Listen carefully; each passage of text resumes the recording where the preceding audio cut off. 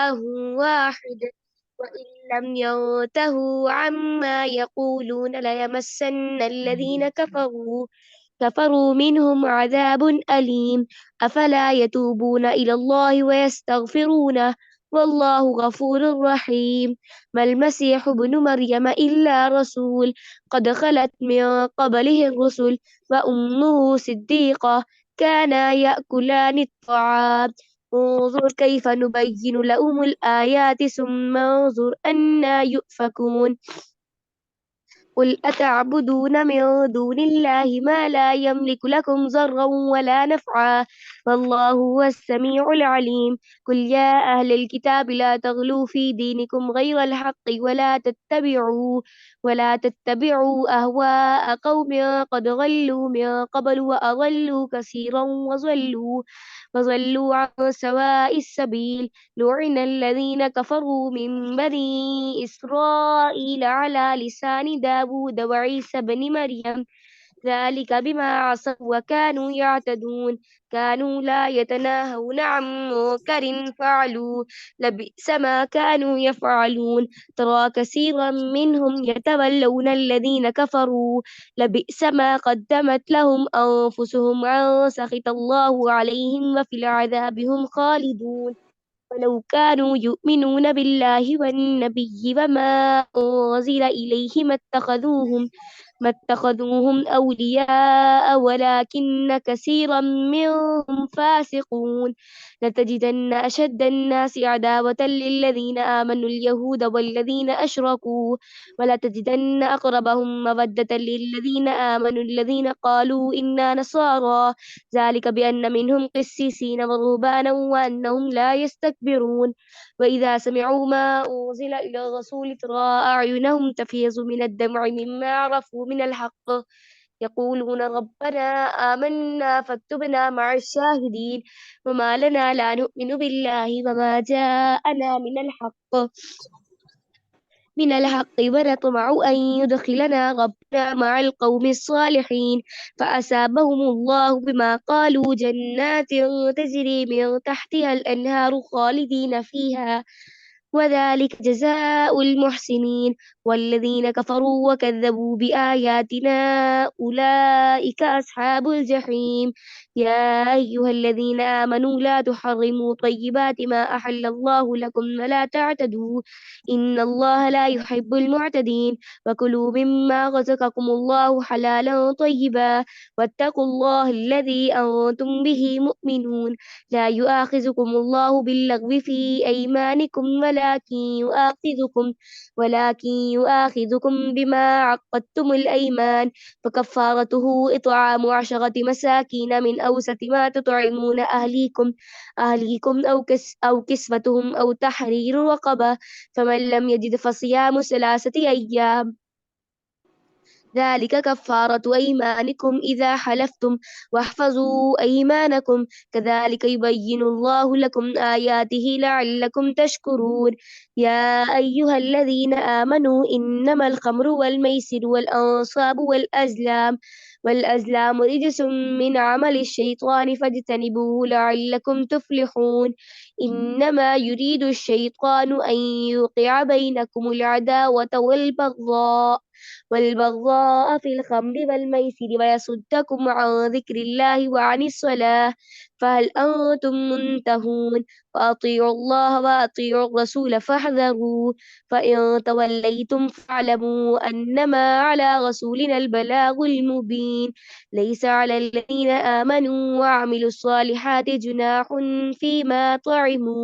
فيما طعموا إذا ما اتقوا وآمنوا وعملوا الصالحات ثم اتقوا وأحسنوا والله يحب المحسنين يا أيها الذين آمنوا ليبلونكم الله بشيء من الصيد تناله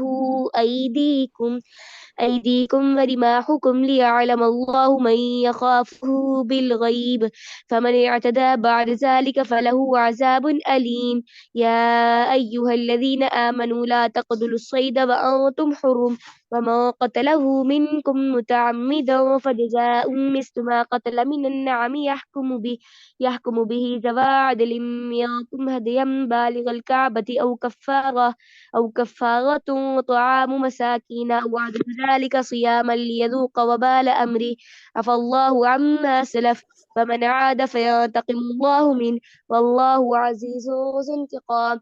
أحل لكم صيد البحر وطعامه متاعا لكم وللسيارة وحرم عليكم صيد البر ما دمتم حرما واتقوا الله الذي إليه تحشرون.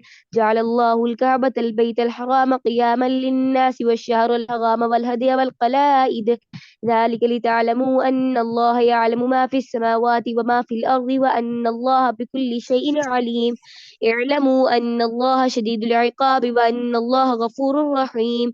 ما على الرسول إلا البلاغ والله يعلم ما تبدون وما تكتمون.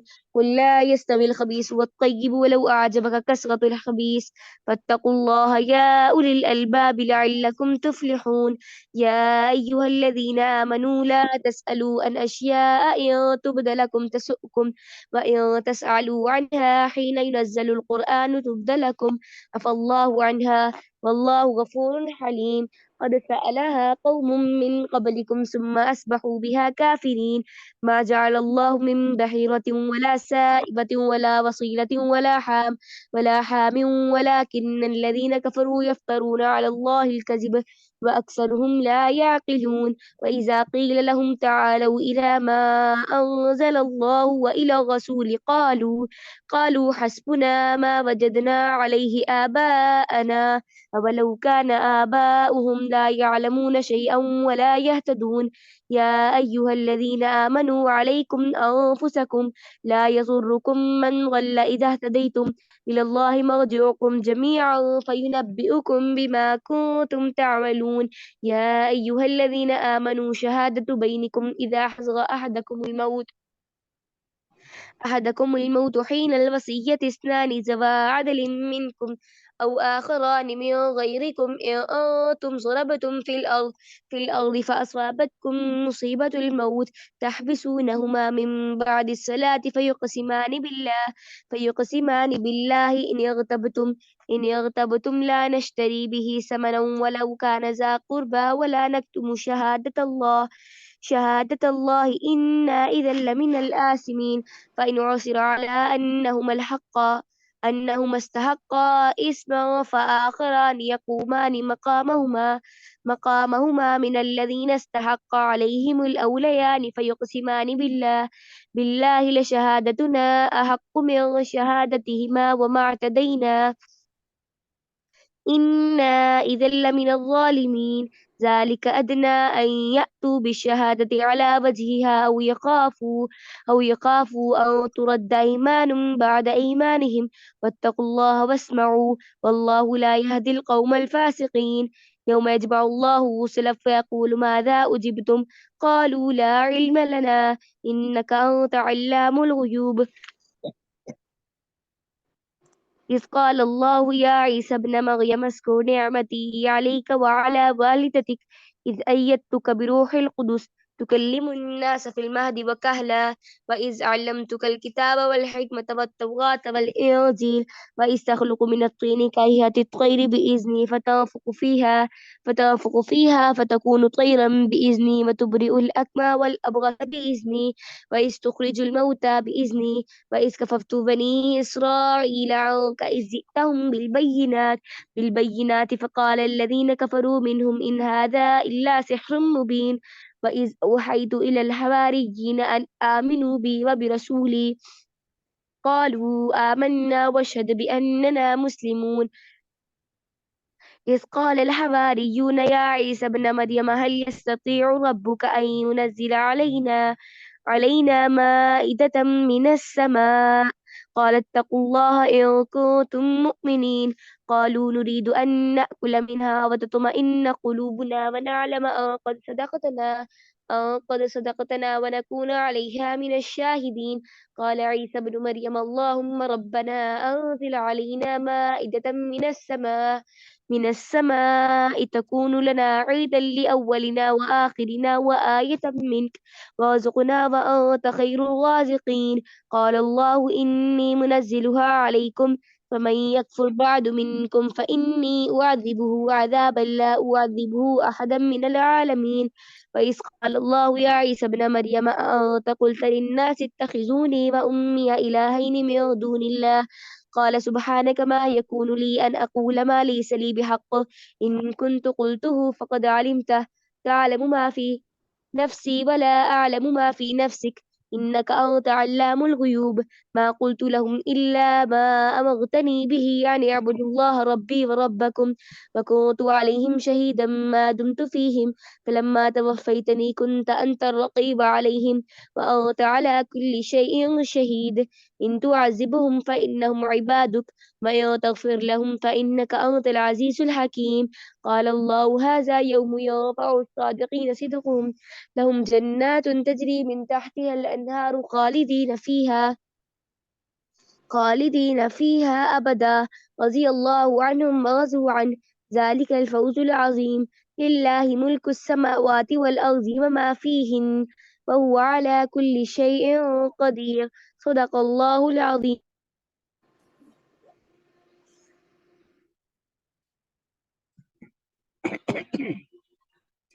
جزاک اللہ خیرن واحسن الجزاء فی الدارین.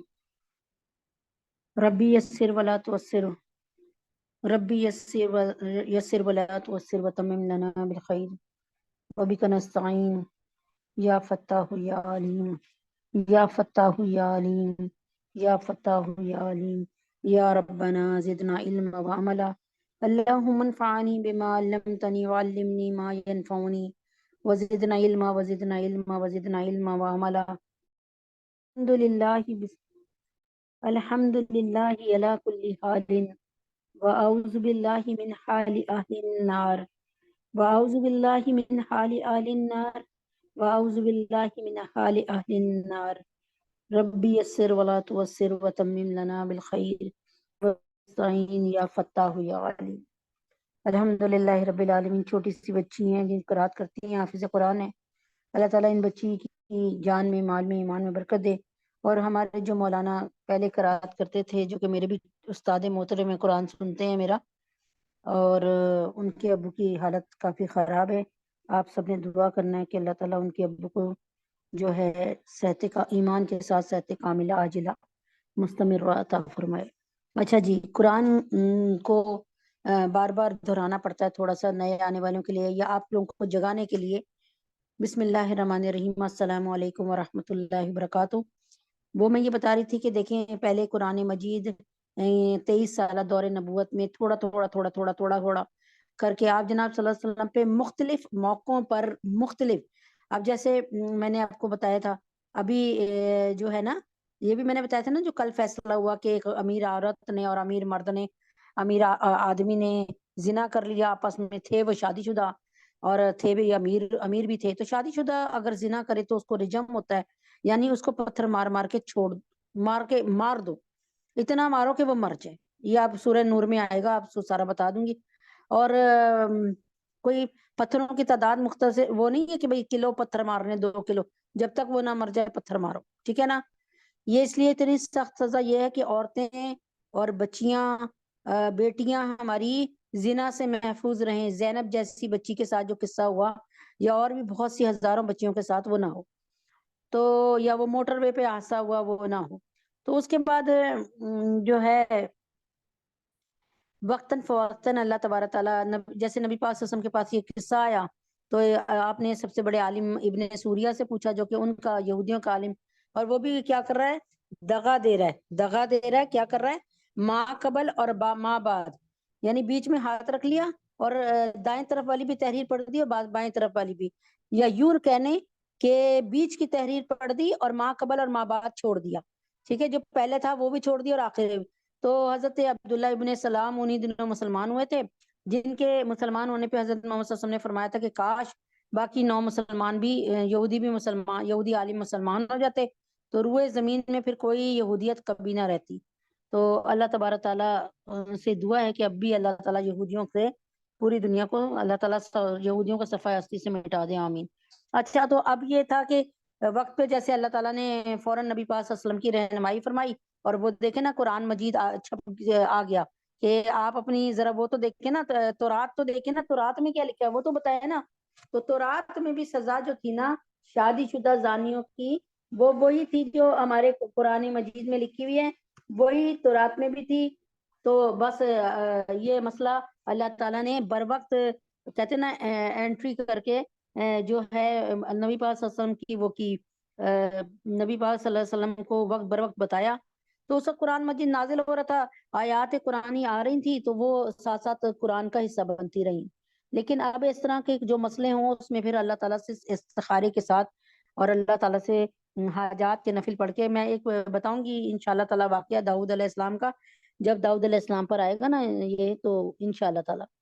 اب یہاں پر آتا ہے کہ لا، جب قرآن شریف میں لا آ جائے، یہ لا کا مطلب ہے تکفو کا یعنی وقف کرنے کا، یعنی یہ لا جو ہے اس کا مطلب ہے کہ یہاں نہ ٹھہرو.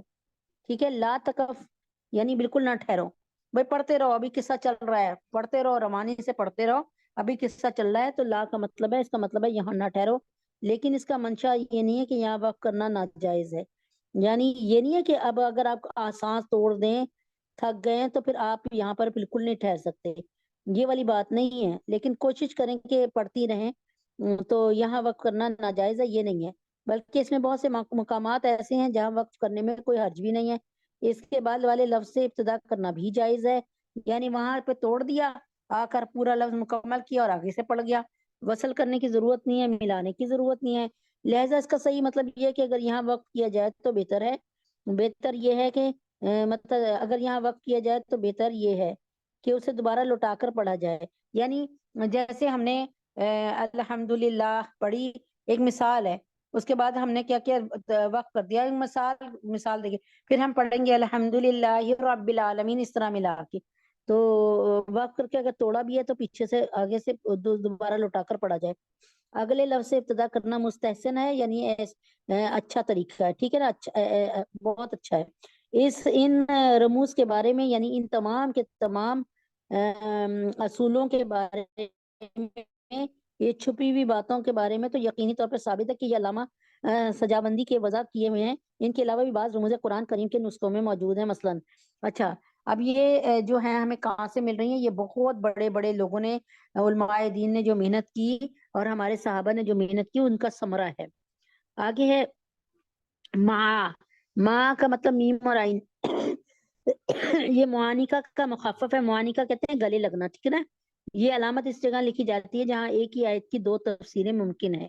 ایک تفسیر کے مطابق وقف ایک جگہ ہوگا اور دوسری تفسیر کے مطابق دوسری جگہ. لہٰذا ان میں سے کسی ایک جگہ وقف کیا جا سکتا ہے، لیکن ایک جگہ وقف کرنے کے بعد دوسری جگہ وقف کرنا درست نہیں. ایک جگہ کر لیں، دوسری جگہ نہ کریں. مثلا ذالک مثلہم فی التوراہ. ٹھیک ہے نا، میں نے اس پہ توراہ پہ جو ہے وصل نہیں کیا، میں نے روک دیا. پھر آگے میں ملا کے پڑھوں گی وَمَثَلُهُمْ فِي الْإِنْجِيلِ كَزَرْعٍ أَخْرَجَ شَطْأَهُ. تو اس طرح پڑھوں گی. ٹھیک ہے، امید ہے کہ سمجھ آ گئی ہوگی، اور میں اس کو کل انشاءاللہ پھر دہرا دوں گی. اس میں اگر توراہ پر وقف کر لیا تو الانجیل پر وقف کرنا درست نہیں، اور اگر انجیل پر وقف کر لیا تو توراہ پہ وقف کرنا اب ضرورت نہیں ہے. بس ایک وقف جو ہے وہ اللہ پاک کے حکم سے کافی ہے. بس وہ ایک ہی وقف کریں، یا توراہ پہ کر لیں یا انجیل پہ کر لیں، تو بار بار نہ وقف کریں. تو توراہ پہ وقف کرنا درست نہیں ہے. ہاں دونوں جگہ اچھا، اگر انجیل پہ وقف کرنا ہے تو توراہ پر وقف نہ کریں، اور ہاں دونوں جگہ وقف نہ کریں تو درست ہے. اس کا ایک نام مقابلہ بھی ہے، اور اس کی سب سے پہلی نشاندہی امام ابو الفضل رازی رحیم اللہ نے فرمائی تھی. آہستہ آہستہ سمجھیں گی، میں یہی اس کو چھوڑ رہی ہوں اور آہستہ آہستہ پھر سمجھانے کی کوشش کروں گی، کیونکہ ظاہر ہے اب ہماری عمریں ایسی نہیں رہی. لیکن جو ہمارے درمیان اللہ تعالیٰ کے حکم سے اس وقت جوان لوگ موجود ہیں ماشاءاللہ، وہ اس کو بات کو جلدی سے پک کر لیں گی انشاءاللہ. تو امید ہے کہ وہ سمجھ گئی ہوں گی، اور جو نہیں سمجھی انشاءاللہ تعالیٰ کل اللہ نے چاہا کوشش کر کے پھر سمجھا دوں گی. تو قرآن مجید کا مقدمہ، یعنی یہ میں آپ کو جو بتا رہی ہوں یہ تو چل ہی رہا ہے. ساتھ میں اس میں مقدمے میں تھوڑا سا میں نے یہ تو تھوڑا سا ٹرن کر لیا تاکہ آسان ہو جائے، اور ایک جیسے موضوع سے انسان گھبرا نہ جائے. خوب اچھی طرح سمجھ لینا چاہیے کہ یہ انتہائی خطرناک طرز عمل ہے جو دین کے معاملے میں نہایت مہلک گمراہی کی طرف لے جاتا ہے. یعنی ہمیں قرآن کو جس سے سمجھنا ہے نا وہ اتھینٹک ہو. ٹھیک ہے. اب سب سے اتھینٹک ہمارے پاس قرآن مجید کی جو تفسیر ہے مفتی شفیع محمد صاحب کی ہے، یعنی معارف القرآن. یہ تقی عثمانی اور رفیع عثمانی صاحب کے والد محترم ہیں، مفتی اعظم پاکستان بھی تھے اپنے وقت میں.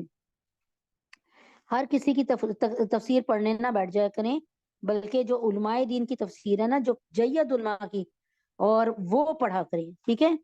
تو دنیاوی علوم و فنون کے بارے میں ہر شخص اس بات کو سمجھ سکتا ہے.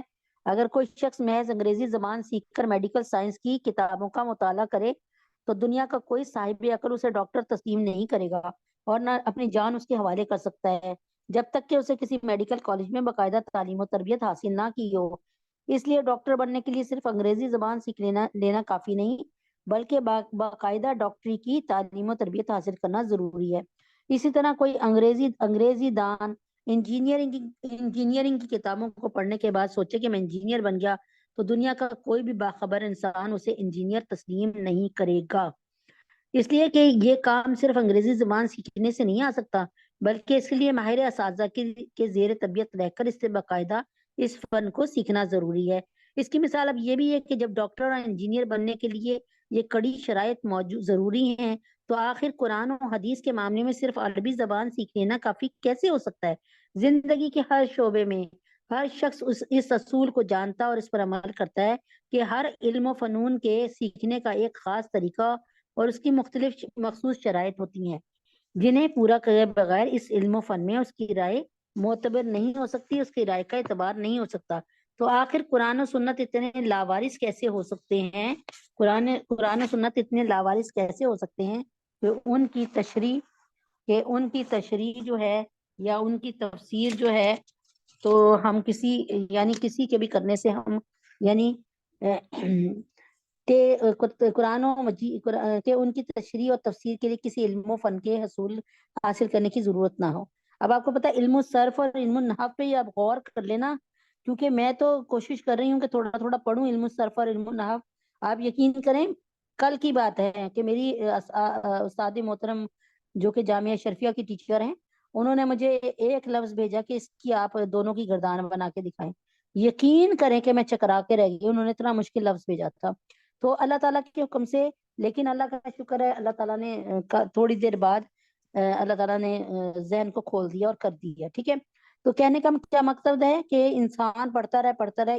علم یہ ہے سمندر کی مانند ہے، ہم یہ نہیں کہہ سکتے ہم پرفیکٹ ہو گئے. اس کے معاملے میں جو شخص چاہے رائے نہیں کرے، ان کی تشریح اور تفسیر کے لیے کسی علم و فن کے حاصل کرنے کی ضرورت نہ ہو اور قرآن کو سیکھنے کے لیے کسی کی بھی علم کی ضرورت نہ ہو، کوئی سمجھے. اور اس کے معاملے میں جو شخص چاہے رائے زنی شروع کر دے، اپنی طرف سے اٹھ کے تفسیر کا قرآن کی آیت کا ترجمہ شروع کر دے، تو یہ بہت بڑی ذاتی ہے. لوگ اس سے بہک رہے ہیں اور لوگ اس سے جو ہے وہ گمراہ ہو رہے ہیں. بعض لوگ کہتے ہیں قرآن کریم نے خود ارشاد فرمایا وَلَقَدْ يَسَّرْنَا الْقُرْآنَ لِلذِّكْرِ کہ اور بلا شبہ ہم نے قرآن کریم کو نصیحت حاصل کرنے کے لیے آسان کر دیا. یعنی یہاں پر اللہ تبارک تعالیٰ یہ نہیں کہہ رہے، اللہ تعالیٰ کہہ رہے ہیں کہ ہم نے قرآن کو اتنی اچھی طریقے سے بامفہوم لکھا ہے، یعنی ایسے لکھا ہے کہ کوئی نصیحت حاصل کرنے والا بیچ میں ڈگمگا نہیں جائے گا کہ یار یہ تو سمجھ نہیں آ رہی اللہ نے کیا حکم دیا ہے. جو شخص سمجھنا چاہے گا اللہ تعالیٰ نے ان کے لیے علماء دین کو بھیجا، صحابہ کرام کو سب سے پہلے نبی اکرم صلی اللہ علیہ وسلم معلم کی حیثیت سے آئے، انہوں نے بڑی اچھی طرح تفسیر سمجھائی. اور نبی اکرم صلی اللہ علیہ وسلم کی کاپی کس نے کی؟ صحابہ کرام نے کی. اور پھر صحابہ کرام کے بعد صحابہ کرام کی کاپی جو ہے نا وہ بڑے بڑے ہمارے علماء دین موجود ہیں الحمدللہ. اشرف علی تھانوی صاحب مرحوم، اللہ تعالیٰ ان کی قبر پر لاکھوں جو ہے رحمتیں برسائے. یعنی بہت سے ہیں ہمارے پاس، ان کا ذکر اب نہیں اس وقت مطلب کر سکتی. تو بہرحال یہ ہے کہ ہر کسی کی تفسیر پڑھنے نہ بیٹھ جایا کریں، اور بلکہ جو جید علماء دین ہیں اور اس سلسلے میں رہنمائی حاصل کر لیا کریں، ان کی پڑھیں. جامعہ شرفیہ سے بے شک پوچھ لیں جا کے. اب تو نیٹ پہ ساری کچھ مطلب سوال جواب ہو جاتے ہیں، اور آپ لوگوں کے لیے اتنی اللہ پاک نے آسانی کر دی ہے. اور پھر سب سے بڑی بات یہ کہ جو شخص طالب ہوگا نا کہ میرا قرآن صحیح ہو جائے یا میں اتھینٹک قرآن پڑھوں اور وہ اللہ سے دعا مانگے گا، تو آپ یقین کریں کہ اللہ رب العزت اس کی دعاؤں کے بدلے ضرور یہ یقین کریں میرے اپنے ساتھ بھی ایسے ہی ہوا، دعاؤں کا ثمرہ ضرور عطا فرماتے ہیں اللہ تبارک تعالیٰ. یہ نہیں ہو سکتا کہ اللہ تعالیٰ دعاؤں کو وہ ریجیکٹ کر دیں. کل ہم لوگوں نے جہاں سے چھوڑا تھا وہیں سے شروع کرتے ہیں اللہ کے حکم سے. جو لوگ اللہ، اچھا جی، اب یہ کل آپ کو میں نے تفسیر سنائی تھی نا کہ وہ حضرت مطلب حابیل جو تھے، حابیل اور قابیل کا قصہ، کہ میں نے آپ کو بتایا تھا کہ حضرت آدم علیہ السلام جو تھے وہ آدم علیہ السلام جب پیدا ہوئے تو اللہ تبارک تعالیٰ نے جو ہے آدم علیہ السلام، مختصر ترین کر کے بتا رہی ہوں، آدم علیہ السلام جب پیدا ہوئے تو فرشتے کہنے لگے ہم آپ کی عبادت کے لیے کافی نہیں ہیں جو آپ ان کو پیدا کر رہے ہیں. تو اللہ تعالیٰ نے فرمایا جو میں جانتا ہوں وہ تم نہیں جانتے، ٹھیک ہے نا، یعنی میرے کام حکمت سے ہوتے ہیں. اب جب آدم علیہ السلام پیدا ہو گئے تو آدم علیہ السلام کو سب کے ساتھ بٹھا کے اللہ تعالیٰ نے سارے فرشتوں کے ساتھ بٹھا کے، اس وقت ابلیس بھی تھا، ابلیس فرشتہ نہیں تھا، کانا من الجنی، وہ جنوں میں سے تھا. آپ اس کو پڑھ لیں، آپ اس میں سورہ یاسین میں کانا من الجنی. ابلیس جو ہے فرشتے نورانی مخلوق ہیں، ہم خاکی مخلوق ہیں، ہم خاک سے بنے ہیں. اور جنات جو ہیں وہ آگ کی مخلوق ہیں، وہ ناری مخلوق ہیں. ہاں، فرشتے نوری مخلوق ہیں، ہاں کیا کہتے ہیں ہم خاکی مخلوق ہیں. اور جنات جو ہیں وہ ناری مخلوق ہیں، وہ نار سے بنے ہوئے. تو اس بات کو بالکل ایمان رکھیں کہ ابلیس جو تھا وہ فرشتہ نہیں تھا، کہ پہلے جب بچپن میں نا ہمارے بھی ذہنوں میں ڈالتا کہ وہ بھی فرشتہ تھا اور اس نے اللہ تعالیٰ کا انکار کیا. نہیں، وہ فرشتہ تھا نہیں، کانا من الجن، نہیں، یاسین میں لکھا کہ وہ تو جنوں میں سے تھا. تو بس اس سے زیادہ کیا بات ہے کہ قرآن کی ایک بات آ گئی. تو اور ویسے بھی اس کا اصلی نام عزازیل تھا. اللہ کی رحمت سے بالکل ہی مایوس، بالکل مایوس، اس کو کہیں سے بھی اللہ کی رحمت پر یقین نہیں، بالکل مایوس ہے. تو اس لیے بہت حد تک آپ سمجھ گئے ہوں گے انشاءاللہ تعالیٰ. تو کیونکہ اذان کا وقت ہونے والا ہے، اس لیے لمبا قصہ نہیں شروع کر رہی میں. تو میں یہاں سے آپ سے یہ کہہ رہی تھی کہ اب حابیل، حضرت آدم علیہ السلام جنت میں رہنے لگے، پھر جنت میں اللہ تعالیٰ نے ان کے یہاں ان کی دل پشوری کے لیے، ان کی دل کو بہلانے کے لیے اماں حوا کو پیدا کیا. اور یہی سننے میں آیا کہ بائیں پسلی سے پیدا کیا. یعنی اللہ تعالیٰ نے نہ پیروں سے پیدا کیا کہ عورتیں پیروں میں رکھنے والی چیز نہیں ہے، اور نہ سر سے پیدا ہوا کہ وہ کہ دماغ سے کہ وہ سر سے کہ وہ حکمرانی کریں، بلکہ عورت اور مرد ایک دوسرے سے محبت کرے، ٹھیک ہے نا. اس لیے پسلی سے یعنی دل کے قریب سے پیدا کیا کہ مرد کو چاہیے اپنی عورت کو دل سے لگا کے رکھے، ٹھیک ہے نا. تو پھر یہاں پر اب وہ دونوں پیار محبت سے رہ رہے تھے، لیکن جب فرشتوں نے سجدہ کر دیا تھا اور شیطان نے کہا تھا کہ ابا واستکبرا، کہ اس نے کیا کیا، انکار کیا کہ میں تو میں نے آپ کو بتایا نا، اس نے کہا خلقتنی من نار، میں تو بنا ہوں وہ خلقتہ فی تین، یعنی میں تو نہیں، ہاں خلقتنی من نار، کہ اس نے کہا کہ میں تو اس سے بنا ہوں، آگ سے بنا ہوں، اور یہ مٹی سے بنے ہوئے. تو میں ان کو یعنی میں تو ہمیشہ اوپر کی طرف جاتا ہوں، آگ ہمیشہ اوپر کی طرف جاتی ہے، تو آگ زیادہ سپیریئر ہے، آگ زیادہ بہتر ہے مٹی سے، ٹھیک ہے نا. اس کی اپنی لاجک تھی. تو اس کے بعد اس نے کہا میں کیوں اس کو سجدہ کروں. اب یہ نہیں بدبخت سوچ رہا کہ مالک کے دو جہاں کہہ رہے ہیں سجدہ کرنے کے لیے، تو سجدہ کر دے بھائی، ہمیں اس سے کیا. اللہ تعالیٰ مٹی کو سجدہ کرائیں چاہے آگ کو سجدہ کروائیں، یہ تو اللہ تعالیٰ کے کام ہے. تو لیکن بہرحال اس نے انکار کیا، اور وہ تھا ہی انکار کرنے والا، وہ تھا مردود. اب اللہ تبارک تعالیٰ نے کیا کیا کہ ان کو اس کو مردود قرار دیا، اور اس نے کہا کہ اللہ تعالیٰ میں آپ کے بندوں کو آپ سے دور کرتا رہوں گا، قسم کھا کے کہا. اور اللہ نے بھی قسم کھا کے کہا کہ جو میرے بندے ہوں گے نا وہ میرے پاس ہی رہیں گے، اور وہ قلیل بندے ہوں گے، یعنی تھوڑے بندے ہوں گے، ٹھیک ہے نا، وہ مجھ سے چمٹے رہیں گے. مختصر سا بتا رہی ہوں آپ کو. اور ادھر جو تھا وہ حضرت آدم علیہ السلام کو اور اماں حوا کو جنت میں بھیج دیا آرام سے رہنے کے لیے. تو وہاں پر پھر یہ کہا کہ پوری جنت میں جہاں مرضی جاؤ، لیکن یہ جو درخت ہے نا اس کا پھل نہیں کھانا، یعنی اس کے قریب نہ آنا، اس کا پھل نہ کھانا. تو شیطان نے جو ہے روپ بدلا، اور شیطان روح بدل کر جنت میں گیا. اس نے اماں حوا کو اور ہمارے حضرت آدم علیہ السلام کو بہکا دیا، اور ان سے وہ پھل کھلوا دیا اس درخت کا. اور اس پر کوئی کہتا ہے انگور کا درخت تھا، کوئی کہتا ہے گندم کا درخت تھا، کوئی کچھ تھا، مختلف تفاسیر ہے۔ اور پھر کیا ہوا، اللہ تعالیٰ نے دونوں کو نا اس میں نافرمانی میں جنت سے نکال کر دنیا میں بھیج دیا، ہمارا نائب بنا کے نا، مطلب دنیا میں بھیج دیا۔ تو اب انشاءاللہ تعالیٰ آگے آتا رہے گا قصہ۔ اب یہ ہوا کہ ان بیچ میں جب ان کی آپس میں مطلب حضرت آدم اور حضرت اما ہوا کی اولادیں ہوتی رہیں، تو ایک بیٹا ایک بیٹی، ایک بیٹا ایک بیٹی، جڑواں اولادیں ہوتی تھی۔ تو جو پہلے بیٹا اور بیٹی ہوتے تھے نا، وہ بعد کے بیٹا بیٹی سے شادی کرتے تھے، یعنی جو پہلا جو حمل ہوتا تھا نا ایک دفعہ میں، وہ ایک دوسرے سے شادی نہیں کر سکتے تھے بیٹا بیٹی، دوسرے حمل سے یا اس سے اوپر والے حمل سے کرتے تھے، یعنی اس عمل میں وہ بھائی بہن ہوتے تھے، لیکن جو دوسرے بھائی بہن آتے تھے تو وہ ان سے شادی کر سکتے تھے۔ تو یہ ظاہر اللہ تعالیٰ نے مخلوق کو آگے بڑھانا تھا، کثرت دینی تھی، تو اس لیے یہ اس وقت کا قصور تھا۔ اب تو حقیقی بہن بھائی ایک ماں سے جب مرضی پیدا ہو، وہ ایک ہی ماں کے ہیں، اور ان میں شادی نہیں ہو سکتی۔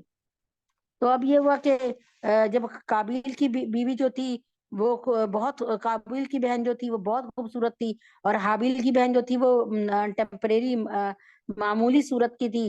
اب قابیل چاہتا تھا میں اپنی سگی بہن سے شادی کر لوں، جبکہ وہ حابیل کا حصہ تھی کہ حابیل کا مقدر تھی، کیونکہ ایک دفعہ کے حمل جو ہیں وہ دوسری دفعہ کے حمل سے شادی کریں گے، تو ہونا تو یہی تھا۔ تو انہوں نے کہا کہ اچھا ہم ایسا کرتے ہیں کہ ہم اللہ تعالیٰ کو نا قربانی دیتے ہیں، مطلب تو قابیل نے جو ہے بہت اچھی، قابیل نے جو ہے اپنا وہ حصے کی قربانی دی جو کہ جسے ڈسکارڈ کیا ہوا، یعنی ایسے ہی معمولی سا، لیکن حابیل نے جو تھی نا وہ بہت اچھی قربانی دی، ٹھیک ہے۔ تو حابیل کی قربانی قبول ہو گئی، قابیل کی قربانی قبول نہیں ہوئی۔ تو قابیل کو اتنا غصہ چڑھا، یعنی اب ظاہر ہے اللہ تعالیٰ نے حابیل کی قربانی کو قبول کر کے یہ بتا دیا تھا کہ حابیل صحیح راستے پہ ہے، حابیل کی بات مان لو، ٹھیک ہے۔ تو لیکن یہ ہوا کہ وہ غصے میں حابیل کو انہوں نے کیا کہتے ہیں قتل کرنے کی سوچی۔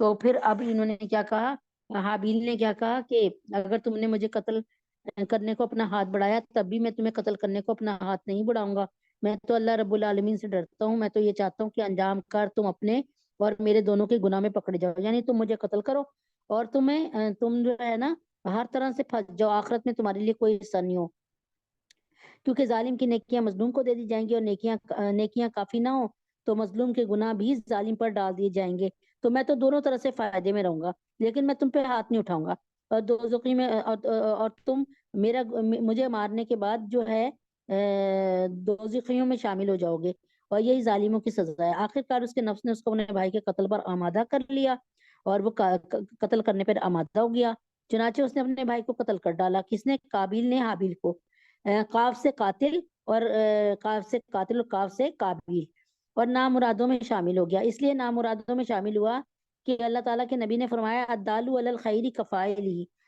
جس نے کسی نیک کام کو جاری کیا تو وہ جب تک ہوتا رہے گا نا، جو جاری کرنے والا ہے نا اس کو ثواب ملے گا۔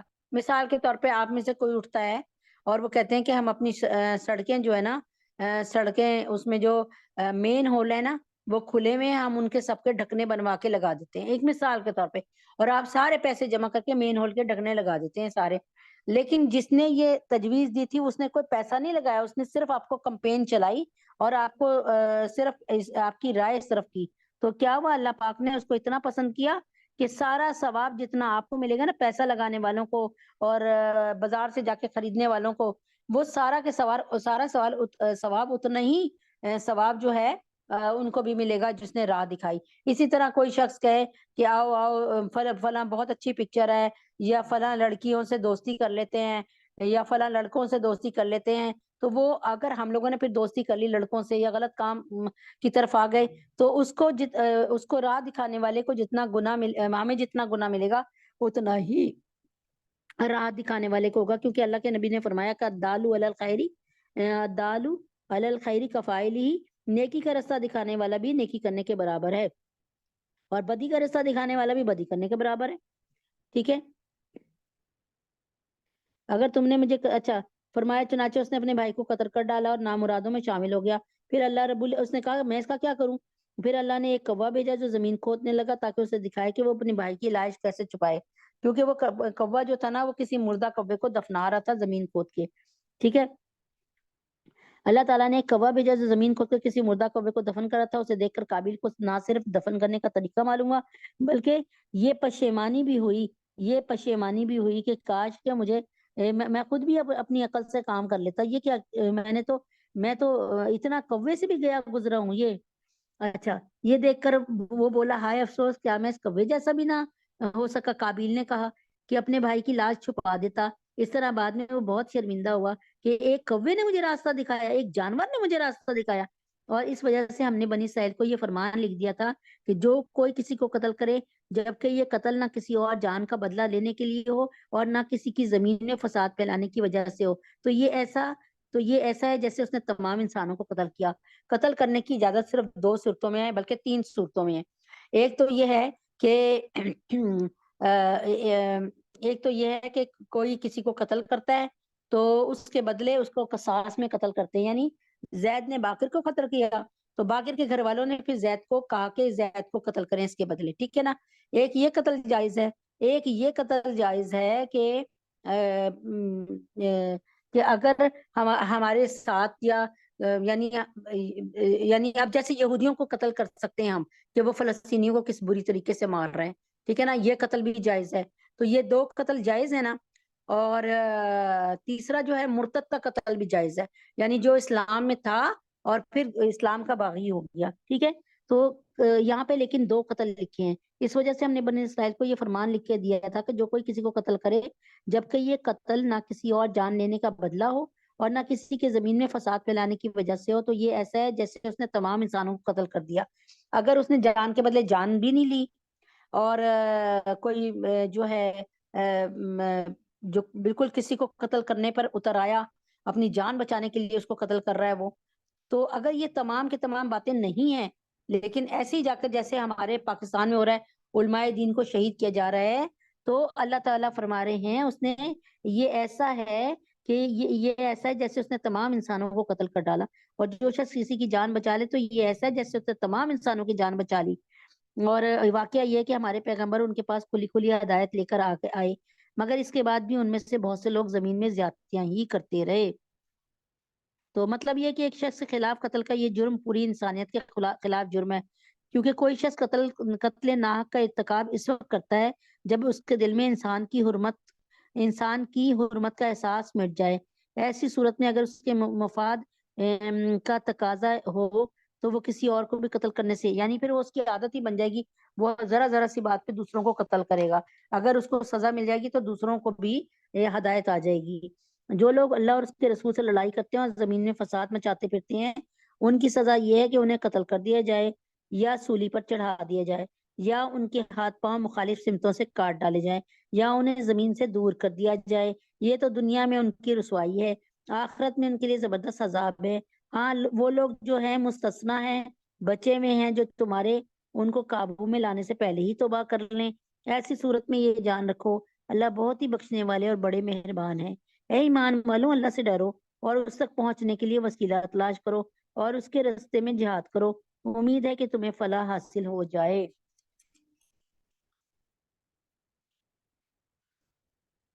یہاں پہ اللہ تعالیٰ فرما رہے ہیں کہ اگر یہاں پہ وسیلہ سے مراد یہی ہے کہ جیسے آپ لوگوں نے ایک حدیث مبارک، میں نے سوچا تھا آپ کو حدیث پوری سناؤں گی، وہ ذہن میں نہیں رہا، تو وہ یہ حدیث تھی کہ میں انشاءاللہ تعالیٰ اس کے بعد آپ کو سنا دیتی ہوں اسی میں سے حدیث پڑھ کے نا.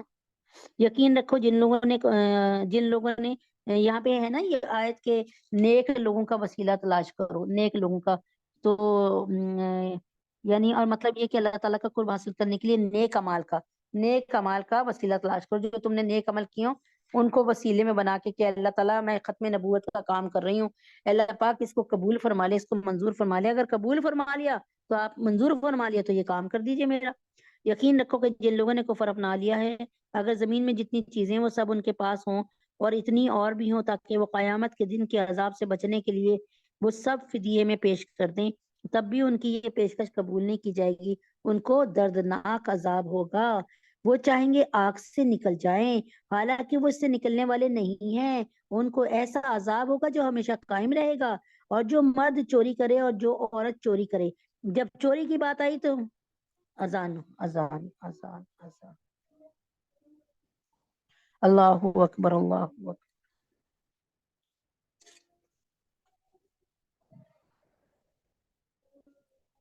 اللہ اکبر اللہ اکبر اللہ اکبر اللہ اکبر اشہد ان لا الہ الا اللہ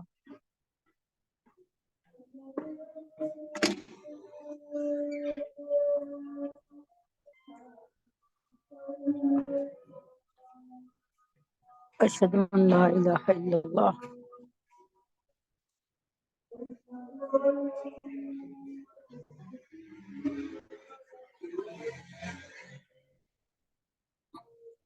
اشہد ان محمدا عبدہ ورسولہ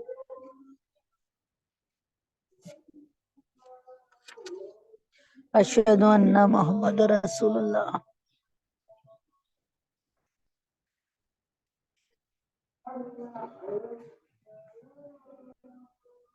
لا حول ولا قوة الا باللہ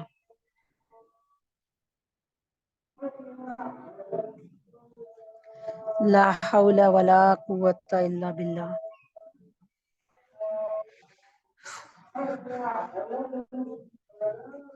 لا حول ولا قوة الا باللہ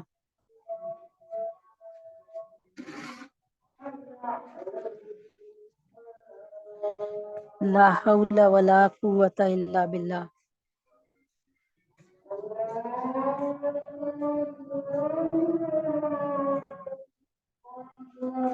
اللہ اکبر اللہ اکبر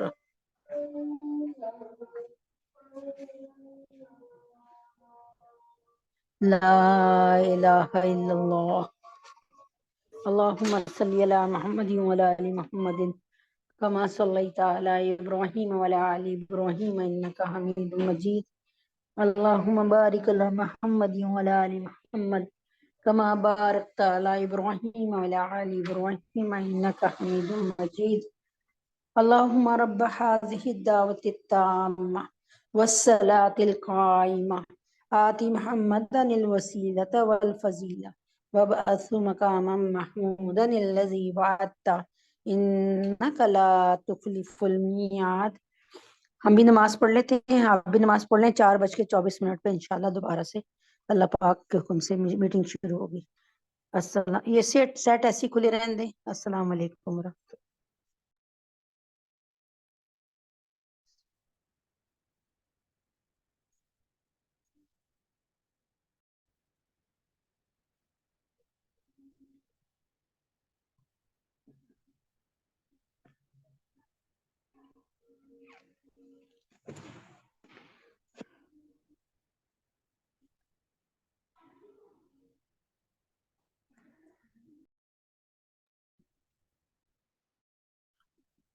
اعوذ باللہ من الشیطان الرجیم، بسم اللہ الرحمن الرحیم۔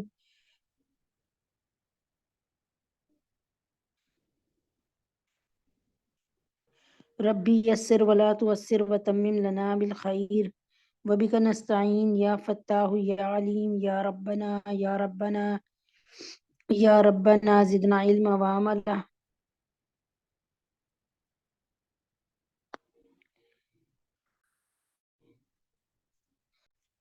بسم اللہ الرحمن، شروع کرتے ہیں اللہ کے نام سے۔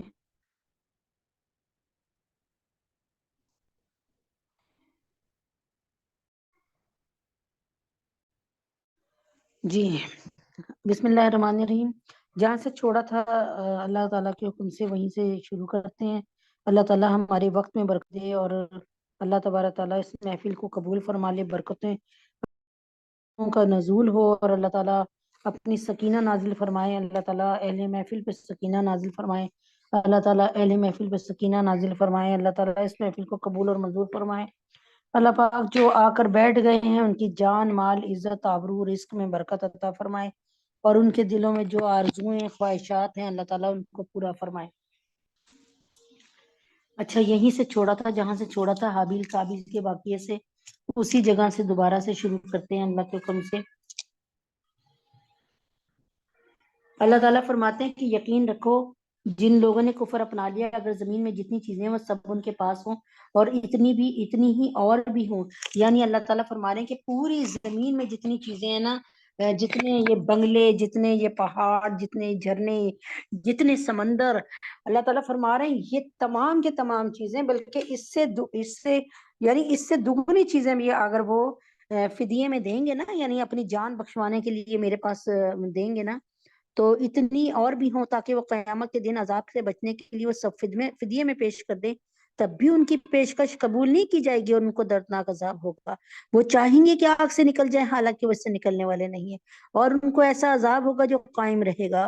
اور جو مرد چوری کرے اور جو عورت چوری کرے، دونوں کے ہاتھ کاٹ دو تاکہ ان کو اپنے کیے کا بدلہ ملے، اور اللہ کی طرف سے عبرت ناک سزا ہو، اور اللہ صاحب اقتدار بھی ہے، صاحب حکمت بھی ہے۔ پھر جو شخص اپنی ظالمانہ کاروائی سے توبہ کر لے اور معاملات درست کر لے تو اللہ اس کی توبہ قبول کر لے گا، بے شک اللہ تعالیٰ بہت بخشنے والے اور بڑے مہربان ہیں۔ کیا تم نہیں جانتے کہ آسمانوں و زمینوں کی حکمرانی صرف اللہ ہی کے پاس ہے؟ وہ جس کو چاہے عذاب دے دے، جس کو چاہے بخش دے، اور اللہ ہر چیز پر پوری طرح قدرت رکھنے والے ہیں۔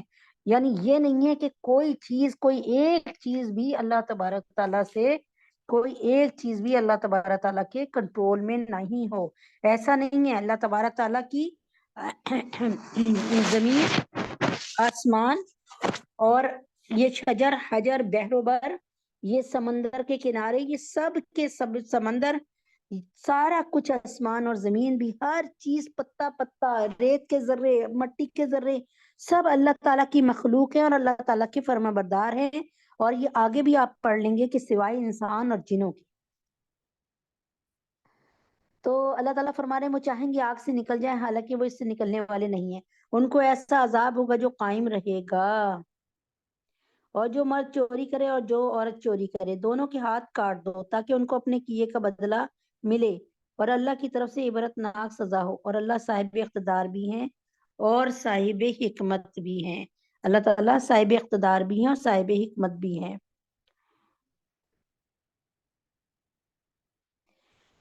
تو اللہ تبارک تعالیٰ جو ہے بہت مہربان ہیں۔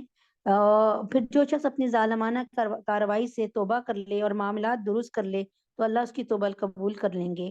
یعنی ڈاکے کی سزا میں اوپر توبہ کا ذکر آیا تھا، مگر وہاں توبہ کا اثر یہ تھا کہ گرفتاری سے پہلا توبہ کرنے سے حد کی سزا معاف ہو جاتی تھی۔ یعنی گرفتاری سے پہلے اگر کسی چور نے توبہ کر لی تو اللہ تعالیٰ اس کی حد کی، یعنی حد جاری نہیں کرتے تھے ان پہ۔ یعنی حد کیا تھی کہ ایک دفعہ چوری کرے تو دایاں ہاتھ کاٹ دو، دوسری دفعہ چوری کرے تو بایاں پیر کاٹ دو، پھر تیسری دفعہ چوری کرے تو بایاں ہاتھ کاٹ دو، اور پھر چوتھی دفعہ کرے تو پھر بایاں پیر کاٹ دو، تو اس طرح وہ دایاں پیر کاٹ دو۔ تو پہلے یعنی اگر کوئی شخص چوری کرتا ہے اور اس کے بعد وہ توبہ کر لیتا ہے تو اللہ پاک کیا کرتے ہیں، پھر اللہ تبارک تعالیٰ یعنی توبہ تو چوری یعنی اریسٹ ہونے سے پہلے، یعنی گرفتار ہونے سے پہلے تو اللہ تبارک تعالیٰ اس کو معاف کر دیں گے۔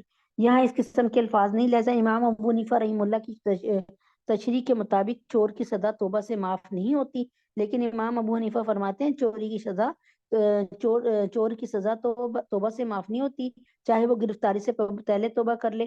یہاں یہ صرف بیان فرمایا گیا کہ اس توبہ کا اثر آخرت میں جاری ہوگا اور اس کا گناہ معاف کر دیا جائے گا، یعنی جو چوری اس نے کی ہوگی اس توبہ کا اثر دنیا میں نہیں آخرت میں جاری ہوگا، ٹھیک ہے نا؟ یہ امام ابو حنیفہ فرما رہے ہیں۔ کیا تم نہیں جانتے کہ آسمانوں، اچھا اللہ پر معاملات، اچھا پھر جو شخص اپنی ظالمانہ کاروائی سے توبہ کر لے اور معاملات درست کر لے اور تو اللہ اس کی توبہ قبول کر لے گا، بے شک اللہ بہت بخشنے والے اور بہت مہربان ہے۔ کیا تم نہیں جانتے آسمان اور زمین کی حکمرانی صرف اللہ رب العزت کے پاس ہے، وہ جس کو چاہے عذاب دے دے اور جس کو چاہے بخش دے، اور اللہ ہر چیز پر پوری قدرت رکھنے والے ہیں۔ اے پیغمبر، جو لوگ کفر میں بڑی تیزی دکھا رہے ہیں وہ تمہیں غم میں مبتلا نہ کرے، یعنی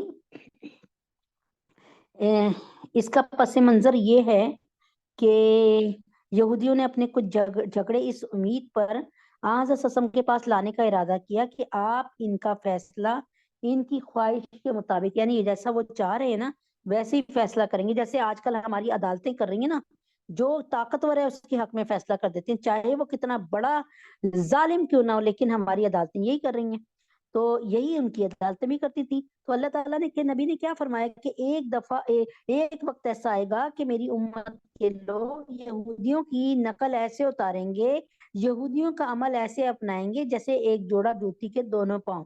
آپ ایک جوڑا جوتی لے کے آتی ہیں, آپ نے دیکھو گا رائٹ پیر میں اگر کالا پیلا رنگ لگا ہوا ہے تو دوسرے میں بھی, لیفٹ پیر میں بھی جوتی کے کالا پیلا ہی رنگ ہوگا, جہاں جہاں کالا لگا ہوگا وہاں کالا, یعنی بالکل ایک. تو اللہ تعالیٰ کے نبی فرماتے ہیں کہ ایسے لگے گا جیسے یہودی عمل کرنے والے ہیں, ٹھیک ہے نا, ایسے ہی وہ مسلمان بھی کریں گے. تو پھر کیا ہوا کہ یہودیوں نے اپنے کچھ جھگڑے سے امید پر آن سے سسم کے پاس لانے کا ارادہ کر لیا تھا کہ آپ ان کا فیصلہ ان کی خواہش کے مطابق کر دیں گے, کیونکہ وہ سمجھتے تھے کہ نبی پاک صلی اللہ علیہ وسلم بہت ہی رحمت للعالمین ہیں اور بڑے نرم طبیعت کے ہیں. ان میں ایک واقعہ تو یہ تھا کہ خیبر کے 2 شادی شدہ یہودی مرد عورت نے زنا کر لیا تھا, جس کی سزا خود تورات میں یہ مقرر تھی کہ ایک مرد جو ہے ایسے مرد و عورت کو سنسار کیا جائے گا. اور یہ میں نے کل بتایا تھا کہ ابن سوریا جو ہے اللہ تعالیٰ کے نبی نے فوراً ابن سوریا کو بلایا, جو ان کے سب سے بڑا وہ تھا, پیش روا تھا. تو اس سے کہا کہ تم ذرا اپنی تورات میں تو بتاؤ کہ کیا لکھا ہوا ہے. تو اس نے کہا جی, اس نے کیا کیا کہ ہاتھ رکھ کے نا بیچ کے احکامات پڑھ دیے, یعنی بیچ کی جو سزا کماری عورت, کماری لڑکی اور کمارے لڑکے کے لیے زنا کرنے پہ ہے نا, وہ والی پڑھ دی. تو وہاں پر جو تھے نا عبداللہ ابن سلام, وہ 10 یہودی عالموں میں سے ایک عالم تھے جو مشرف با اسلام ہو چکے تھے. انہوں نے کہا او عدو اللہ, اللہ کے دشمن, تو بیچ کی بات پڑھ رہا ہے اور ماں قبل اور ماں بعد چھوڑ رہا ہے, یعنی پہلے دائیں طرف والا جو لکھا ہے وہ بھی چھوڑ رہا ہے, بائیں طرف والے بھی بیچ میں سے اٹھا کر تو جو ہے کنوارے لوگوں پر جو سزا ہے وہ پڑھ رہا ہے. تو اب یہ ان کا ذکر ہو رہا ہے. اچھا اب کیا ہوا, یعنی ایک تو وہ لوگ, اے پیغمبر جو لوگ کفر میں بڑی تیزی دکھا رہے ہیں تمہیں غم میں مبتلا نہ کرے, یعنی ایک تو وہ لوگ ہیں جنہوں نے زبان سے تو کہہ دیا کہ ہم ایمان لے آئے مگر ان کے دل ایمان نہیں لے آئے, اور دوسرے وہ لوگ ہیں جنہوں نے کھلے بندوں یہودیت کا دین اختیار کر لیا ہے. یہ لوگ جھوٹی باتیں کان لگا کر سننے والے ہیں, اور اور کیا کرتے ہیں, اور تمہاری باتیں ان لوگوں کی خاطر سنتے ہیں جو تمہارے پاس نہیں آتے, تاکہ حضرت محمد صلی اللہ علیہ وسلم کے فیصلے اور ان کی جو پلاننگ ہے اس کو آگے پہنچائیں, جو اللہ کی کتاب کے الفاظ کا موقع محل طے ہو جانے کے بعد بھی ان میں تحریف کر دیتے ہیں. اچھا اب کیا کرتے ہیں کہ اللہ تعالیٰ کی کتابیں جو ہیں, اب آپ دیکھیں نا پوری کے پوری, آپ کو کہیں بھی کوئی دنیا میں نہیں کہہ سکتا کہ, مجھے نہیں لگتا کہ کوئی کہہ سکتا ہے کہ یہ والا تورات کا جو نسخہ ہے نا, یہ بالکل وہ ہے جو حضرت موسیٰ علیہ السلام پہ نازل ہوا, یا کوئی یہ نہیں کہہ سکتا کہ یہ وہی نسخہ ہے انجیل کا جو حضرت عیسیٰ علیہ السلام پہ. ان لوگوں نے بڑی رد و بدل کر دی اپنی کتاب میں, لیکن یہودیوں نے اس کو چھوڑ کر اچھا اب کیا کیا کہ اب نبی پاک صلی اللہ علیہ وسلم کے پاس جب لے کے آئے تو نبی پاک نے فرمایا کہ ایسے مرد اور عورت کو سنسار کر کے ہلاک کیا جائے, ٹھیک ہے. اب جب اس پر انہوں نے منہ وغیرہ چڑھایا نا, لیکن یہودیوں نے اسے چھوڑ کر کوڑوں اور منہ کالا کرنے کی سزا مقرر کر رکھی تھی. جب وہ دیکھتے تھے نا کہ بڑی اسٹرانگ پارٹی ہے اور بڑی امیر پارٹی ہے نا, تو وہ کہتے تھے اچھا ان کو کوڑے لگائیں اور منہ کالا کر دیں, یعنی اس میں زندگی باقی رہتی نا ان کی. شاید وہ یہ چاہتے تھے کہ سزا میں کمی ہو جائے, اور وہ لوگ, مجھے لگتا ہے کہ نبی پاک صلی اللہ علیہ وسلم کے پاس یوں گئے کہ شاید یہ کوڑوں کی سزا اور منہ کالا کرنے کی سزا میں بھی کمی ہو جائے گی, اگر نبی پاک صلی اللہ علیہ وسلم تو بہت ہی رحیم ہے, مطلب بہت ہی رحمت للعالمین ہے, تو وہ ضرور اس میں سزا میں کم کر دیں گے. اس لیے انہوں نے سوچا کہ آن وسلم کی شریعت میں بہت سے احکام تو رات کے احکام کے مقابلے میں بہت نرم ہے, اس لیے اگر آپ سے فیصلہ کرایا جائے تو شاید آپ کو نرم فیصلہ کریں اور یہ مرد عورت اور سنساری کی سزا سے بچ جائیں. اس غرض کے لیے کہ خیبر کے یہودیوں نے مدینہ منورہ میں رہنے والے کچھ یہودیوں کو, جن میں کچھ منافق بھی تھے, ان مجرموں کے ساتھ آن وسلم کی خدمت میں بھیجا, مگر ساتھ ہی انہیں یہ تاکید کر دی, یہ میں نے آپ کو کل سنایا تھا کہ اگر آپ سنساری کے سوا کوئی اور فیصلہ کریں تو اسے قبول کر لینا, اور اگر آپ سنساری کا فیصلہ کریں, رجم کا فیصلہ کریں یعنی پتھر مار کے مارنے کا فیصلہ کریں تو قبول مت کرنا, یعنی نبی کا یہ فیصلہ نہ قبول کرنا. چنانچہ یہ لوگ آپ کے پاس آئے, آپ کو اللہ تعالیٰ کی طرف سے بتا دیا گیا کہ اس کی سنساری ہے, اس کی سزا سنساری ہے, جسے سن کر وہ بوکھلا گئے. آپ نے انہیں سے پوچھا کہ تورات میں اس کی سزا کیا ہے, تم بتاؤ نا تورات میں کیا ہے. شروع میں انہوں نے چھپانے کی کوشش کی, مگر آخر میں جب آپ نے ان کے بڑے عالم ابن سوریہ کو قسم دے کر کہا کہ بتاؤ, تو حضرت عبداللہ بن سلام رضی اللہ عنہ جو پہلے خود یہودی عالم تھے, ان کا انہوں نے پول کھول دیا, یعنی انہوں نے کہا کہ تم آیات نا صحیح طرح نہیں بتا رہے, رد و بدل کر کے بتا رہے ہو.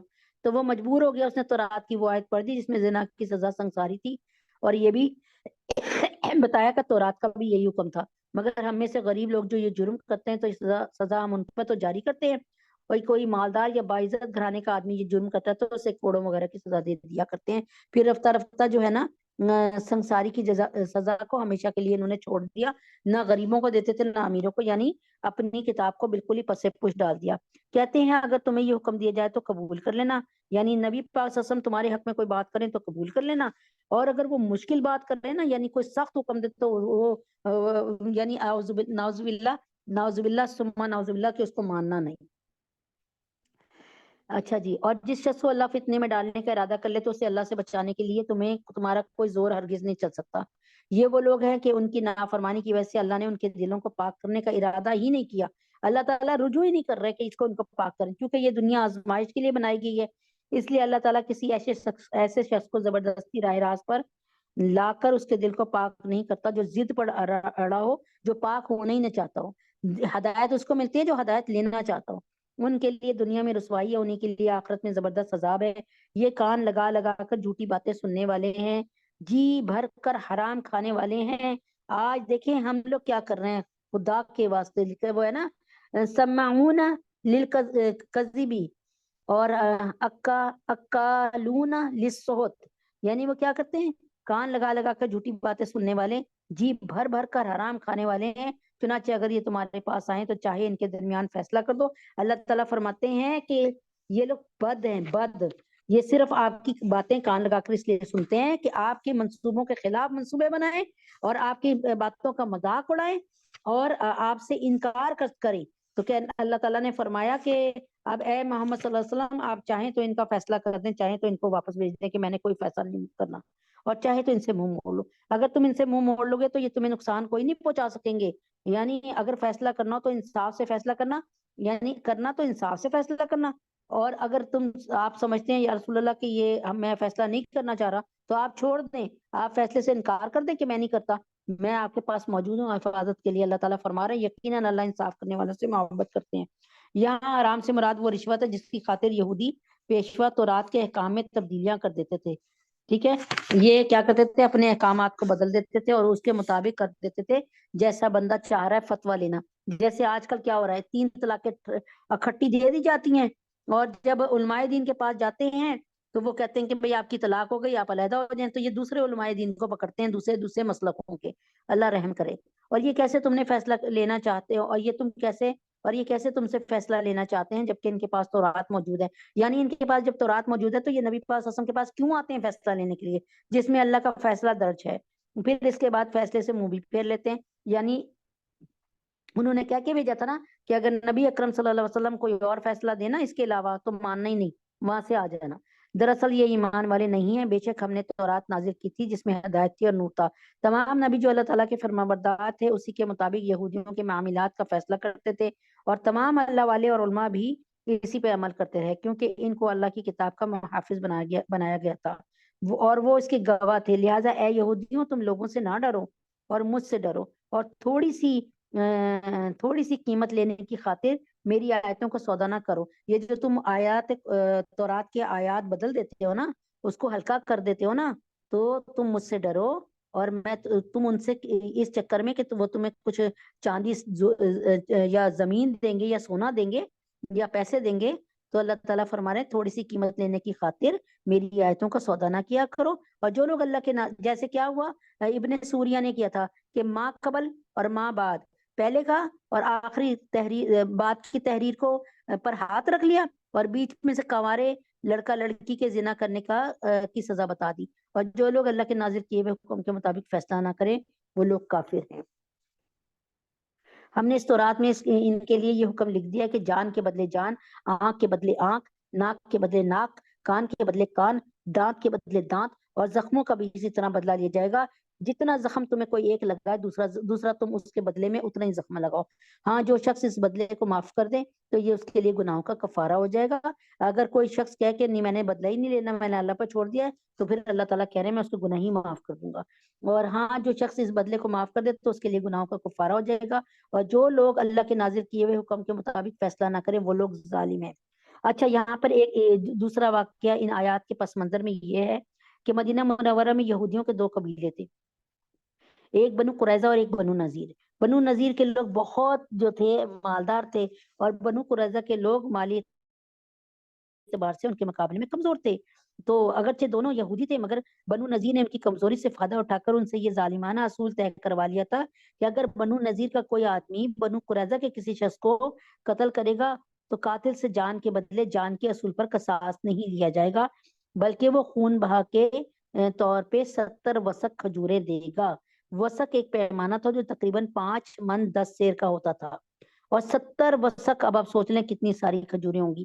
اور اگر بنو قریظہ کا کوئی آدمی بنو نذیر کے کسی شخص کو قتل کرے گا تو نہ صرف یہ کہ قاتل کو قصاص میں قتل کیا جائے گا، بلکہ اس سے خون بہا بھی لیا جائے گا،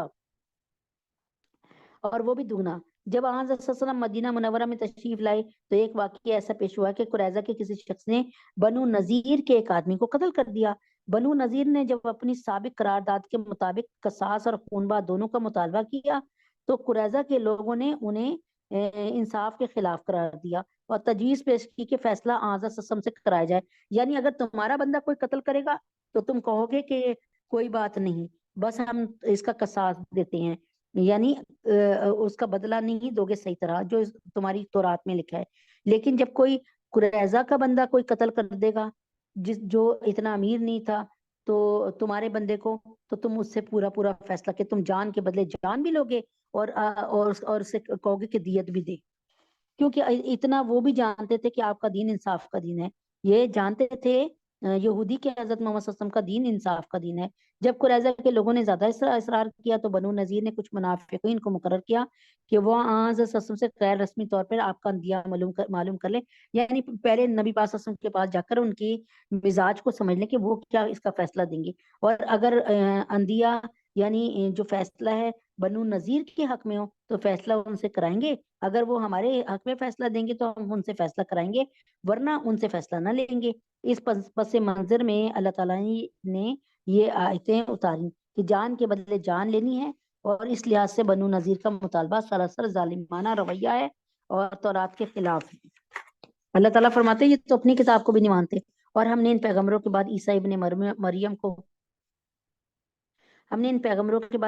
مریم کو اپنے سے پہلی کتاب یعنی تورات کی تصدیق کرنے والا بنا کر بھیجا، اور ہم نے اس کو انجیل عطا کی جس میں ہدایت تھی اور نور تھی۔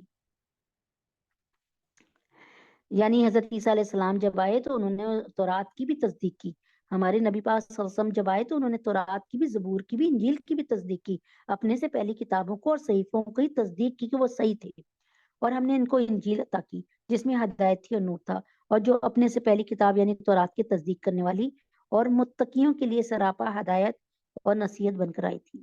اور انجیل والوں کو چاہیے کہ اللہ نے اس میں جو کچھ نازل کیا ہے اس کے مطابق فیصلہ کریں، اور جو لوگ اللہ کے نازل کیے ہوئے حکم کے مطابق فیصلہ نہ کریں وہ لوگ فاسق ہیں۔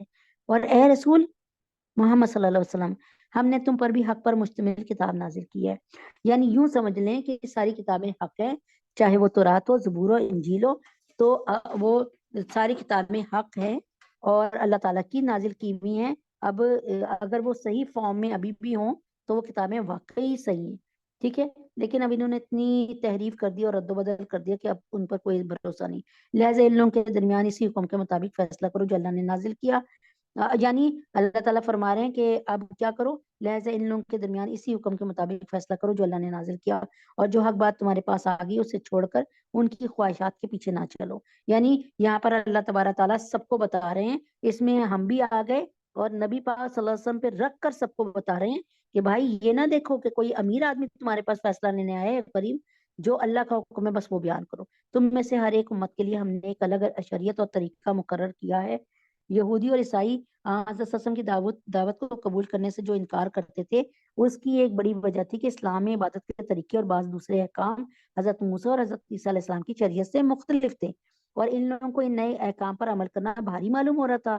تو اللہ تعالیٰ نے فرما دیا کہ اللہ تعالیٰ نے اپنی حکمت کے تحت مختلف پیغمبروں کو الگ الگ شریعتیں عطا کی، یعنی آپ یوں سمجھ لیں کہ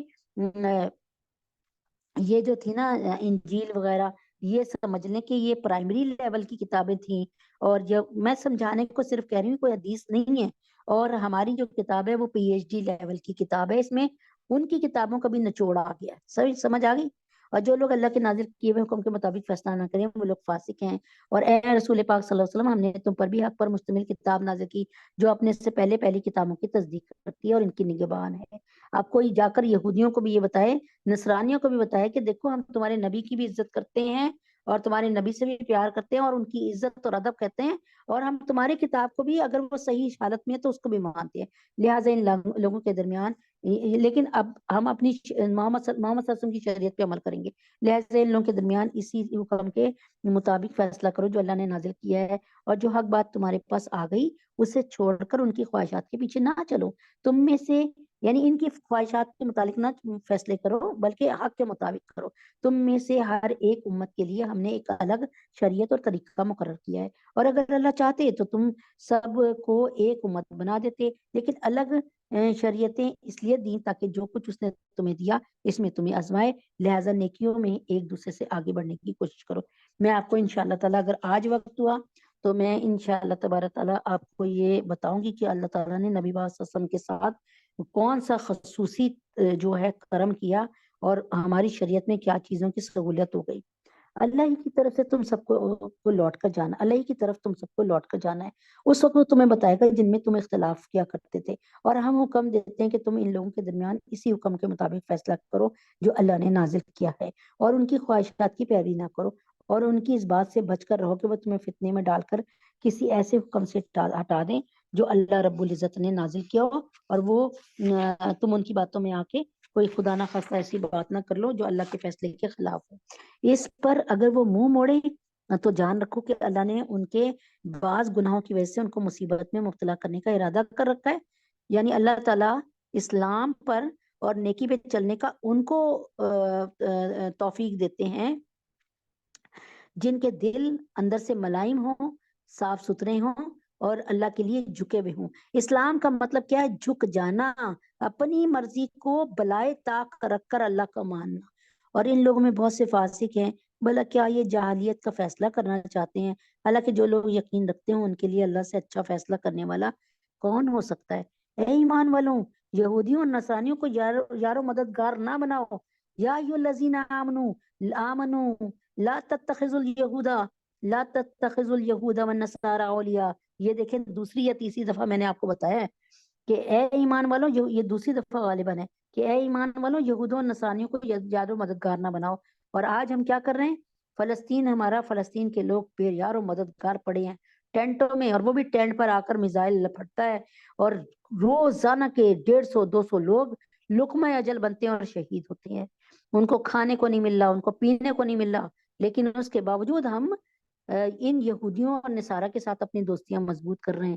یاد رکھیں کہ ایک نہ ایک دن، آج تو سمجھ رہے ہیں نا کہ ہم بڑے سیف سائڈ ہیں، ہم بچے میں ہیں، لیکن یاد رکھیں کہ اللہ رب العزت کا ایک جو ہے قانون ہے، جب اللہ کسے گا تو پھر کوئی اللہ وَإِذَا بَطَشْتُمْ جَبَّارِينَ، یہ خود ہی ایک دوسرے کے یار و مددگار ہیں، اور تم میں سے جو شخص ان کی دوستی کا دم بھرے گا تو پھر وہ انہی میں سے ہوگا۔ یعنی اللہ کے نبی اللہ نے فرمایا المرء مع من احبا، جو جس سے محبت کرے گا وہ اسی کے ساتھ اسی قبر سے اٹھے گا، سمجھ آئی؟ اسی کے قبرستان سے۔ یقیناً اللہ ظالم لوگوں کو ہدایت نہیں دیتے۔ چنانچہ جن لوگوں کے دلوں میں نفاق کا روگ ہے تم انہیں دیکھتے ہو کہ وہ لپک لپک کر ان میں گھستے ہیں، کہتے ہیں ہمیں ڈر ہے کہ ہم پر کوئی مصیبت کا چکر آ پڑے گا۔ یہ منافقین کا ذکر ہے جو یہود و نصارہ سے ہر وقت گھلے ملے پڑے رہتے تھے اور ان کی سازشوں میں شریک رہتے تھے، اور جب ان پر اعتراض ہوتا تو وہ جواب دیتے کہ اگر ہم ان سے تعلقات نہ رکھیں گے تو ان کی طرف سے ہمیں تنگ کیا جائے گا اور ہم کسی مصیبت میں گرفتار ہو سکتے ہیں، اس لیے ہم ان سے دوستی رکھتے ہیں۔ اور ان کے دل میں یہ نیت ہوتی ہے کہ کسی وقت بھی مسلمان ان کے ہاتھ میں مغلوب ہو جائیں گے تو ہمیں بالآخر انہی کا سے واسطہ پڑے گا۔ یعنی وہ سمجھتے ہیں کہ مسلمان آج نہیں تو کل ہار جائیں گے اور یہ یہود و نصارہ کے ہی قابو میں آ جائیں گے، چنانچہ انہوں نے جیسے آج کل ہم بھی سمجھ رہے ہیں۔ تو اس لیے یہود و نصارہ سے اپنے تعلقات بڑے مضبوط رکھے ہوئے ہیں، اور وہ مسلمانوں کے ساتھ دغا کر جاتے ہیں لیکن ان کے ساتھ دغا نہیں کرتے، کیونکہ ان کو یہ 100% یقین ہے کہ مسلمان ایک دن جو ہے مغلوب ہو جائیں گے، یعنی یہود نصارہ ان پر قابض ہو جائیں گے۔ چنانچہ وہ کہتے ہیں کہ تب تک تو ہم پہلے سے ان کے دوست کیوں نہ بن جائے، لیکن کچھ بعید نہیں کہ اللہ مسلمانوں کو فتح عطا فرمائے یا اپنی طرف سے کوئی اور بات ظاہر کر دے، اور اس وقت یہ لوگ اس بات پہ پچھتائیں جو انہوں نے اپنے دلوں میں چھپائی رکھی ہے۔ اور اس وقت ایمان والوں ایک دوسرے سے کہیں گے کیا یہ وہی لوگ ہیں جنہوں نے بڑے زور و شور سے اللہ کی قسمیں کھائی تھی کہ وہ تمہارے ساتھ ہیں؟ ان کے اعمال غارت ہو گئے اور وہ نامراد ہو کر رہے. یعنی نبی پاک صلی اللہ علیہ وسلم سے آ کے قسمیں کھاتے تھے کہ ہم تو آپ کے ساتھ ہی ہیں. اے ایمان والو، اگر تم میں سے کوئی اپنے دین سے پھر جائے گا تو اللہ ایسے لوگ پیدا کر دیں گے جن سے وہ محبت کرتا ہوگا، وہ اس سے محبت کرتے ہوں گے جو مومنوں کے لیے نرم اور کافروں کے لیے سخت ہوں گے.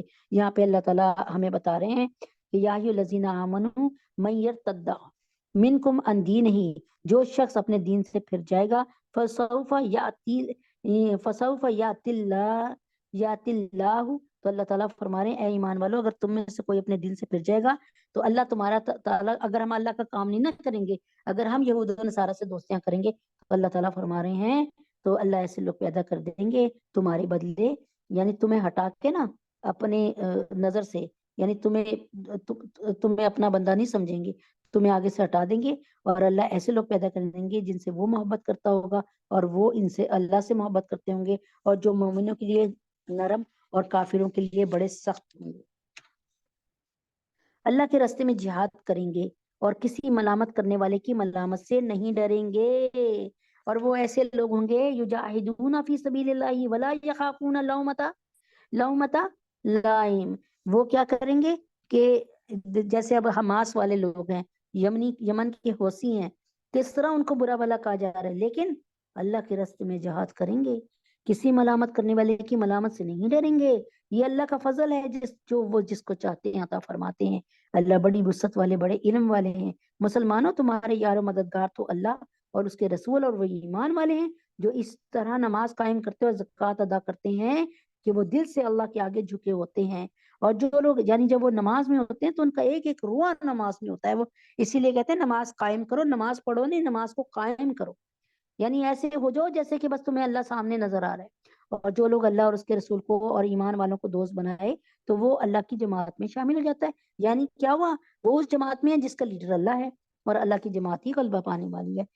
انشاءاللہ اگر اللہ تعالیٰ نے چاہا تو ایک دن آپ دیکھیں گے کہ جیسے اللہ تعالیٰ نے افغانستان کو، طالبان کو آج فتح سے ہمکنار کیا، اللہ جانتا ہے کہ اللہ کا وعدہ ہے کہ اللہ جب جہاد مسلمان کرتا ہے تو اللہ اسے فتح عطا فرماتا ہے. اے ایمان والو، جن لوگوں کو تم سے پہلے کتاب دی گئی تھی، ان میں ایسے لوگوں کو اپنا یار و مددگار نہ بناؤ، یعنی یہود و نصارہ کو، جنہوں نے تمہارے دین کو مذاق اور کھیل بنا رکھا ہے. اور اگر تم واقعی صاحب ایمان ہو تو اللہ سے ڈرتے رہو، اور جب تم نماز کے لیے لوگوں کو پکارتے ہو تو وہ اس پکار کو مذاق اور کھیل کا نشانہ بناتے ہیں. یہ سب حرکتیں اس وجہ سے ہیں کہ ان لوگوں کو عقل نہیں ہے. تم ان سے کہو اے اہل کتاب، تمہیں اس کے سوا ہماری کون سی بات بری لگتی ہے کہ ہم اللہ پر اور جو کلام ہم پر اتارا گیا اس پر اور جو پہلے اتارا گیا تو اس پر ایمان لے آئے. اللہ تعالیٰ فرماتے ہیں ان اہل کتاب سے پوچھو، ان یہودیوں سے پوچھو، ان نصارہ سے پوچھو کہ تمہیں ہماری کون سی بات بری لگتی ہے. کیوں کہ ہم اللہ پر ایمان لاتے ہیں اور جو کلام ہم پر اتارا گیا اس پر بھی، اور جو تم پر اتارا گیا اس پر بھی، اور جو یعنی ہم موسیٰ علیہ السلام پر جو یہودیوں تمہارے نبی موسیٰ علیہ السلام پر جو تورات نازل ہوئی جس کا مطلب ہے قانون، اس پر بھی ایمان رکھتے ہیں. اے عیسائیوں، تمہارے عیسیٰ علیہ السلام پر جو کتاب نازل ہوئی انجیل جس کا مطلب بشارت، گڈ نیوز ہے، ہم اس پر بھی ایمان رکھتے ہیں. پھر تمہارا ہم سے جھگڑا کیا ہے جبکہ تم میں سے اکثر لوگ نافرمان ہیں. اے پیغمبر، ان سے کہو کیا میں تمہیں بتاؤں کہ جس بات کو تم برا سمجھ رہے ہو اس سے زیادہ برے انجام والے کون ہیں؟ یہ وہ لوگ ہیں جن پر اللہ نے پھٹکار ڈالی، جن پر اپنا غضب نازل کریا، جن میں سے لوگوں کو بندر اور سور بنایا. یہ سارے کے سارے وہ لوگ ہیں. کون؟ یہ بنی اسرائیل والے، اور جنہوں نے شیطان کی پرستش کی، اور وہ لوگ ہیں جن کا ٹھکانہ بھی بدترین ہے اور وہ سیدھے راستے سے بھی بہت بھٹکے ہوئے ہیں. یہ یہودیوں کی صفات ہیں. انہوں نے ہی بچڑا بنا کر اس کی عبادت کی تھی، اور انہوں نے سبت کے ہفتے والے دن اللہ نے منع کیا تھا شکار نہ کرنا، لیکن انہوں نے کیا کیا تھا، سمندر کی لہروں میں اللہ نے بڑی مچھلیاں ڈالی ہوئی تھی، اور غالباً بحیرہ کلثم کی بات ہے یا دیکھ لیں اس کو، تو وہاں پر بڑی مچھلیاں آتی تھی ہفتے کے دن، اور یہ ٹوئے سے بنا دیتے تھے، گڑے سے بنا دیتے تھے. جب لہر واپس ہوتی تھی تو مچھلیاں اس کے اندر گر جاتی تھی، اور یہ کہتے تھے ہم نے تو نہیں شکار کی، یہ تو ہمارے پاس خود آ گئی. اور پھر کیا کرتے تھے، اپنی پھر ایک دن بھی معاشیت سے رکتے نہیں تھے. اور جب یہ تمہارے پاس آتے ہیں، اللہ نے کہا تھا نا صرف سیٹرڈے والے دن، ہفتے والے دن تم کچھ کماؤ، وہ نہیں، بس عبادت میں رہو. اور جب یہ تمہارے پاس آتے ہیں تو کہتے ہیں ہم ایمان لے آئے ہیں، حالانکہ یہ کفر لے کر ہی آئے تھے. اور اسی کفر کو لے کر باہر نکلی ہیں۔ اللہ خوب جانتے ہیں کہ یہ کیا کچھ چھپاتے رہے ہیں، اور ان میں بہت سوں کو تم دیکھو گے وہ گناہ، ظلم اور حرام خوری میں لپک لپک کر آگے بڑھتے ہیں۔ اور آج دیکھ لیں مسلمان کیا کر رہے ہیں، گناہ میں، ظلم میں، حرام خوری میں لپک لپک کر آگے بڑھتے ہیں۔ آپ جا کے دیکھیں آئی ڈی کارڈ بنانے کے لیے، پاسپورٹ وغیرہ بنانے کے لیے، لائسنس بنانے کے لیے، اللہ جانتا ہے آپ کو قدم قدم پر اپنے کام کراتے ہوئے رشوت کی پیشکش نہ ہو تو بتائیے۔ تو ان میں سے بہت، اور یہ کام تھا، رشوت کون لیتا تھا، سود کون کرتا تھا، سودی نظام، یہ سارا کی سارا یہ یہودی کرتے تھے۔ دیکھیں نا، جو اسٹرانگ پارٹی ہوتی تھی اس پر اپنے کلام کو ہی بدل دیتے تھے، اللہ کے کلام کو ہی بدل دیتے تھے۔ اور ان میں سے بہت سو کو تم دیکھو وہ گناہ، ظلم اور حرام خوری میں لپک لپک کر آگے بڑھتے ہیں۔ سچ تو یہ ہے کہ جو یہ حرکتیں کرتے ہیں وہ نہایت بری ہیں، اور آج مسلمانوں نے بھی اس کو اختیار کر لیا ہے۔ یہ میں اپنی طرف سے کہہ رہی ہوں۔ ان کے مشائخ اور علماء ان کو گناہ کی باتیں کہنے اور حرام کھانے سے آخر کیوں نہیں منع کرتے؟ حقیقت یہ ہے کہ ان کا یہ طرز عمل نہایت برا ہے، اور یہودی کہتے ہیں اللہ کے ہاتھ بندھے ہوئے ہیں۔ اللہ اکبر، اللہ اکبر۔ یہودی کہتے ہیں اللہ کے ہاتھ بندھے ہوئے ہیں۔ جب مدینہ منورہ کے یہودیوں نے حضرت صلی اللہ علیہ وسلم کی دعوت کو قبول نہیں کیا تو اللہ تعالیٰ نے ان کو تنبیہ کے طور پہ، ڈرانے کے لیے، کچھ عرصے کے لیے معاشی تنگی میں مبتلا کر دیا۔ اس موقع پہ بجائے اس کے کہ وہ ہوش میں آتے، ان کے بعض سرداروں نے یہ غصہ جملہ کہہ دیا کہ ہاتھ کا بند ہو جانا عربی میں بخل اور کنجوسی کے معنی میں استعمال ہوتا ہے۔ لہذا اس کا مطلب یہ تھا کہ معاذ اللہ، اللہ تعالیٰ نے ان کے ساتھ بخل کا معاملہ کیا، حالانکہ بخل کی صرف تو خود ان کی مشہور معروف تھی، اس لیے فرمایا کہ ہاتھ تو خود ان کے بندھے ہوئے ہیں۔ اور یہودی کہتے ہیں اللہ کے ہاتھ بندھے ہوئے ہیں، ہاتھ تو خود ان کے بندھے ہوئے ہیں، اور جو بات انہوں نے کہی ہے اس کی وجہ سے ان پر لعنت لگ پڑی ہے، ورنہ اللہ کے دونوں ہاتھ پوری طرح کشادہ ہیں، وہ جس طرح چاہتے ہیں خرچ کرتے ہیں۔ اور اے پیغمبر، جو وہی تم پر نازل کی گئی ہے وہ ان میں سے بہت سو کی سرکشی اور کفر میں مزید اضافہ کر کے رہے گی۔ یعنی اللہ فرماتے نا قرآن کے احکام میں شروع کے پارے میں، یضل بہ کثیرا و یہدی بہ کثیرا، یہ قرآن جو ہے نا بہت سے لوگوں کو گمراہ کرتا ہے، اور بہت سے لوگوں کو یضل بہ کثیرا و یہدی بہ کثیرا۔ کیسے؟ اس کی مثال یوں ہے کہ بارش ہوئی، بارش آپ کے پودوں پہ پڑی، آپ کے پودوں میں نکھار آیا، آپ کے پھولوں میں نکھار آیا، آپ کے جو کنو لگے ہوئے تھے، پھل لگا تھا، اس میں مٹھاس آ گئی۔ لیکن یہی بارش اگر کوڑے کے ڈھیر پہ کہیں گند پڑا ہو، گٹر کا نکلا اس پہ پڑے، کیچڑ پہ پڑے، تو یہ کیا کرے گی کہ بارش وہاں پر کیڑے مکوڑے اور تعفن اور بدبو پیدا کرے گی۔ اب بارش کا کیا قصور ہے؟ قرآن مجید کا کوئی قصور نہیں، ہمارے دلوں کی گندگی ہے۔ اور وہ تو وہ ان میں سے بہت سو کی سرکشی اور کفر میں مزید اضافہ کر کے رہے گی، اور ہم نے ان کے درمیان قیامت کے دن تک کے لیے عداوت اور بغض پیدا کر دیا ہے۔ جب کبھی یہ جنگ کی آگ بھڑکاتے ہیں اللہ اس کو بجھا دیتے ہیں، اور یہ زمین میں فساد مچاتے پھرتے ہیں، جبکہ اللہ فساد مچانے والے کو پسند نہیں کرتے۔ اب آپ دیکھ لیں کہ کس طریقے سے اللہ معاف کرے انہوں نے فساد کیا ہوا ہے فلسطین میں، کس بری طرح سے یہ ہمارے مسلمان بہن بھائیوں کو مار رہے ہیں، کس بری طریقے سے یہ جینوسائیڈ کر رہے ہیں، اور کس طریقے سے نسل کشی کر رہے ہیں۔ اللہ تعالیٰ ان پر رحم فرما دے، ہمارے وہاں پر فلسطینی بہن بھائیوں پر، ہمارے حوثیوں پر، حماس پر، اور اللہ پاک فلسطین کو آزاد فرما دے۔ اللہ تعالیٰ ہماری بیت المقدس کو، القدس کو اللہ تعالیٰ چھڑوا دے، آزاد فرما دے۔ اور اگر اہل کتاب ایمان لے آتے اور تقوی اختیار کرتے تو ہم ضرور ان کی برائیاں معاف کر دیتے۔ یہ اتنے غلیظ ہیں، آج بھی ان کی غلاظت آپ لوگوں نے دیکھ رہے ہیں نا، کیسے کھلی آنکھوں۔ اللہ کے نبی کے ساتھ بھی یہ غلیظ ایسے ہی غلیظ تھے۔ تو ہم ان کی برائیاں ضرور معاف کر دیتے، اور انہیں ضرور آرام اور راحت کے باغات میں داخل کرتے۔ اگر یہ اہل کتاب ایمان لے آتے نا تو اللہ تعالیٰ فرما رہے ہیں میں ان کی برائیاں بھی معاف کر دیتا، انہیں ضرور آرام اور راحت کے باغات میں داخل کرتا۔ اور اگر وہ تورات اور انجیل اور جو کتاب اب ان کے پاس ان کے رب کی طرف سے بھیجی گئی ہے یعنی قرآن مجید، اس کی ٹھیک ٹھیک پابندی کرتے تو اپنے اوپر اور اپنے نیچے ہر طرف سے اللہ کا رزق کھاتے۔ یعنی اگر وہ اللہ کے فرمان بردار ہوتے تو یہ ان پر قحط نہ پڑتا، پھر یہ نیچے سے بھی اللہ کا رزق کھاتے اور اوپر سے بھی اللہ کا رزق کھاتے۔ اب اوپر سے رزق کیا ہوتا ہے یہ بھی پتا ہے کہ اللہ تبارک تعالیٰ اوپر سے کتنا رزق کے فیصلے تو اوپر سے ہی ہوتے ہیں نا بھائی۔ اور پھر جب مینا قطرے آتے ہیں تو وہ بھی تو اوپر سے آتے ہیں، اور جب مینا برستا ہے، بارش برستی ہے تو پل پل لگتا ہے۔ اگرچہ ان میں ایک جماعت راہ راست پہ چلنے والی ہے، مگر ان میں بہت سے لوگ ایسے ہی ہیں کہ ان کے اعمال خراب ہیں۔ اے رسول، جو کچھ تمہارے رب کی طرف سے تم پر نازل کیا گیا اس کی تبلیغ کرو، اور اگر ایسا نہیں کرو گے تو اس کا مطلب یہ ہوگا تم نے اللہ کا پیغام نہیں پہنچایا۔ اب رسول کون ہے؟ رسول کا مطلب ہوتا ہے پیغام لے جانے والا۔ تو اب ہمیں ہم سب کو کیا بننا ہے؟ اب ہمیں اپنا اللہ کا قاصد بننا ہے. اب ہمیں اللہ تبارک تعالیٰ کا قاصد بن کر پیغام پہنچانا ہے, اور اللہ تمہیں لوگوں کی سازشوں سے بچائے گا. یقین رکھو اللہ کافر لوگوں کو ہدایت نہیں دیتا. کہہ دو کہ اے اہل کتاب, جب تک تم تورات اور انجیل پر اور جو کتاب تمہارے پاس اب بھیجی گئی ہے اس کی پوری پابندی نہیں کرو گے, تمہاری کوئی بنیاد نہیں ہوگی جس پر تم کھڑے ہو سکو گے.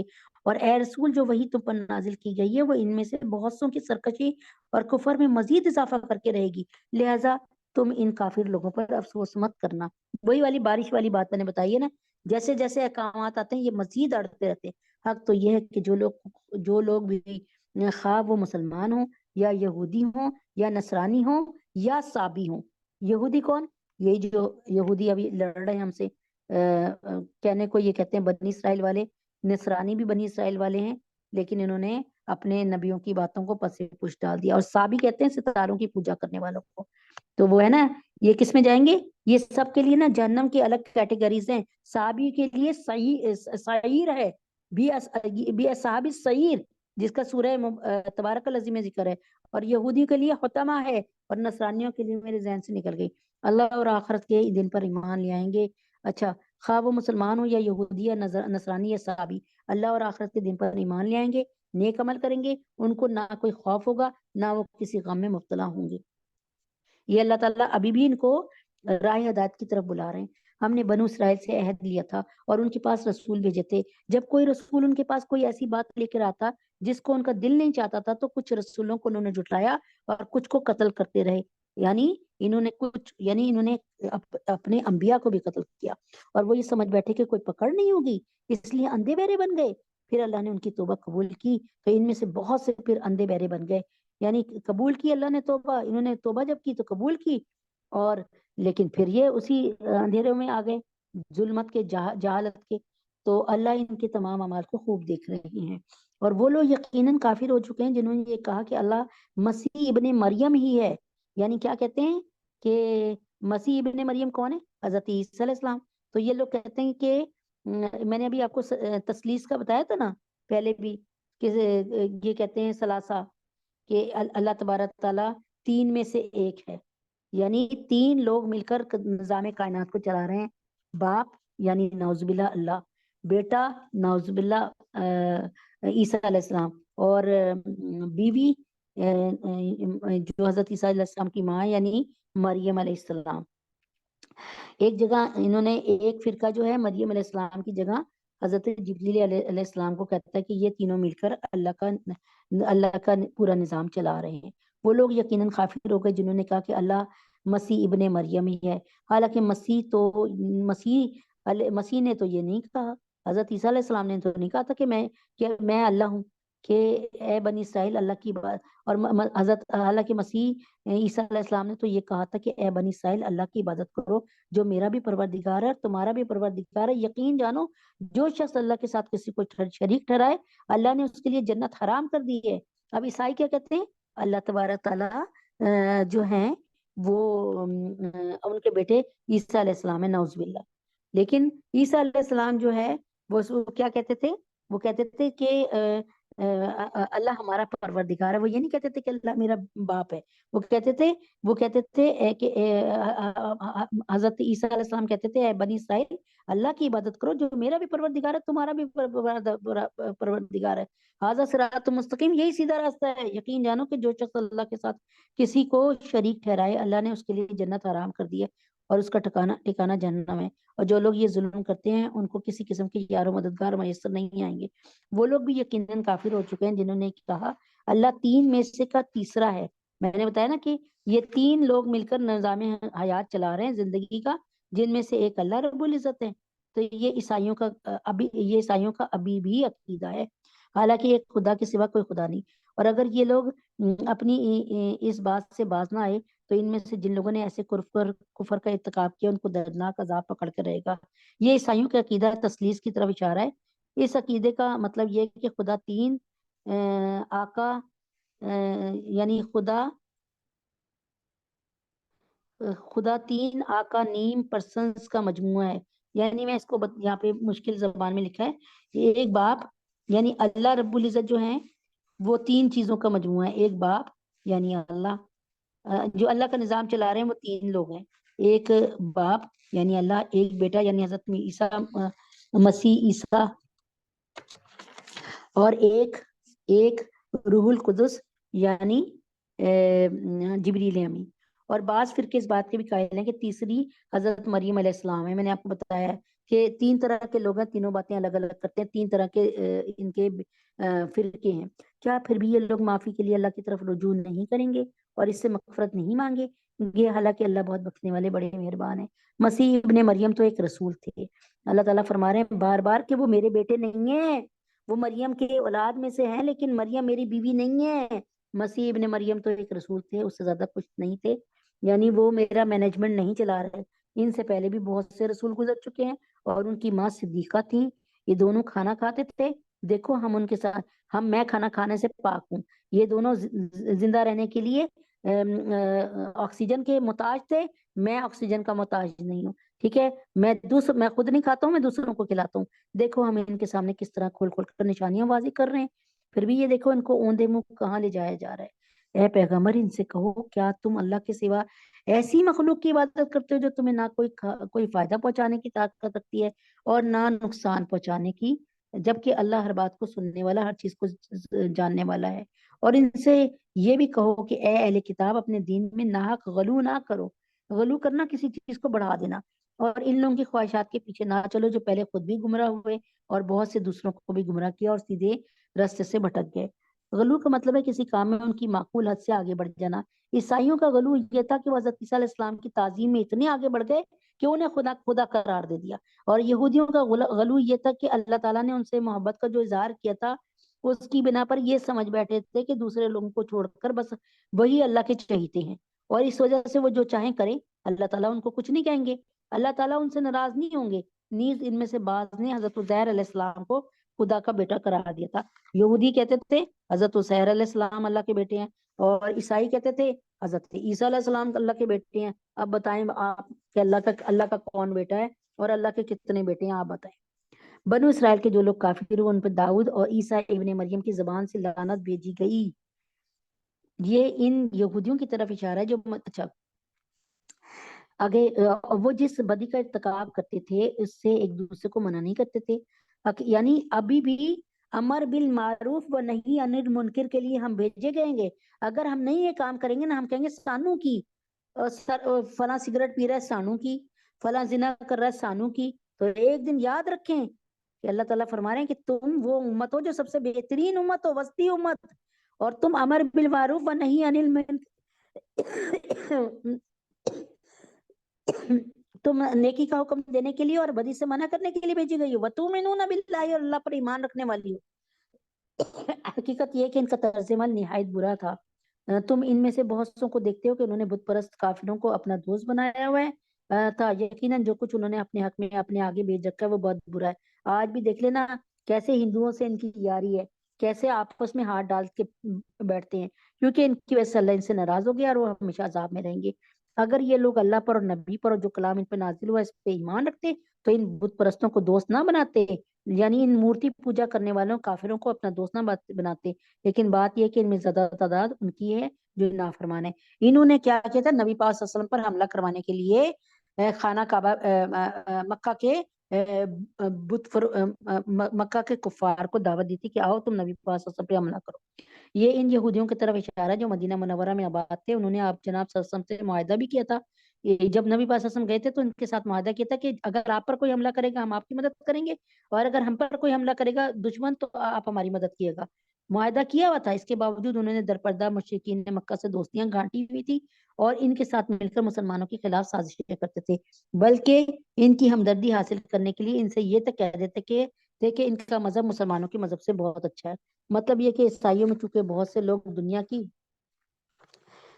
محبت سے خالی ہیں, مطلب یہ کہ عیسائیوں میں چونکہ بہت سے لوگ دنیا کی محبت سے خالی ہیں, اس لیے ان میں قبول حق کا مادہ بھی زیادہ ہے. ٹھیک ہے, عیسائیوں کی تھوڑی تعریف کر رہے ہیں اللہ کہیں. اور کم از کم انہیں مسلمانوں سے اتنی سخت دشمنی نہیں, کیونکہ دنیا کی محبت وہ چیز ہے جو انسان کو حق کے قبول کرنے سے روکتی ہے. آج بھی دیکھ لیں کہ امریکہ میں، ناروے وغیرہ میں جو ہو رہے ہیں فلسطین کے لیے مظاہرے، وہ اپنے صدر کی اس کے خلاف بول رہے ہیں، اور وہ فلسطینی مسلمانوں کے ساتھ جو ہے بھائی چارے کو پرموٹ کر رہے ہیں، ٹھیک ہے، اور اس چیز کو برا سمجھ رہے ہیں۔ تو اس کے برعکس یہودیوں اور مشرکین مکہ پر دنیا پرستی غالب ہے، اور یعنی اللہ تعالیٰ فرما رہے ہیں یہ جو عیسائی ہیں نا، ان کے دل پھر بھی نرم ہے، ٹھیک ہے، مطلب یہ کہ عیسائیوں میں چونکہ بہت سے لوگ دنیا کی محبت سے خالی ہیں، اس لیے ان میں قبول حق کا مادہ بھی زیادہ ہے، اور کم از کم انہیں مسلمانوں سے اتنی سخت دشمنی نہیں، کیونکہ دنیا کی محبت وہ چیز ہے جو انسان کو حق کے قبول کرنے سے روکتی ہے۔ اس کے برعکس یہودیوں اور مشرکین مکہ پر دنیا پرستی غالب ہے، اس لیے وہ سچے طالب حق کا طرز عمل اختیار نہیں کر پاتے۔ عیسائیوں کے لیے نسبتاً نرم دل ہونے کی دوسری وجہ قرآن میں کریم نے یہ فرمائی ہے کہ وہ عیسائی تکبر نہیں کرتے، کیونکہ انسانوں کی انا بھی اکثر حق کو قبول کرنے میں رکاوٹ بن جاتی ہے نا۔ ہم اکثر ہندو مسلمان کیوں نہیں ہوتے؟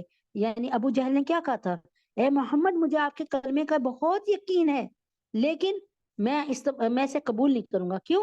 آپ کے کلمے کو قبول کر کے اللہ تبارک تعالیٰ فرماتے ہیں کہ سارے مسلمان ایک جیسے ہیں، یعنی کوئی سردار نہیں، کوئی غلام نہیں، سب ایک جیسے۔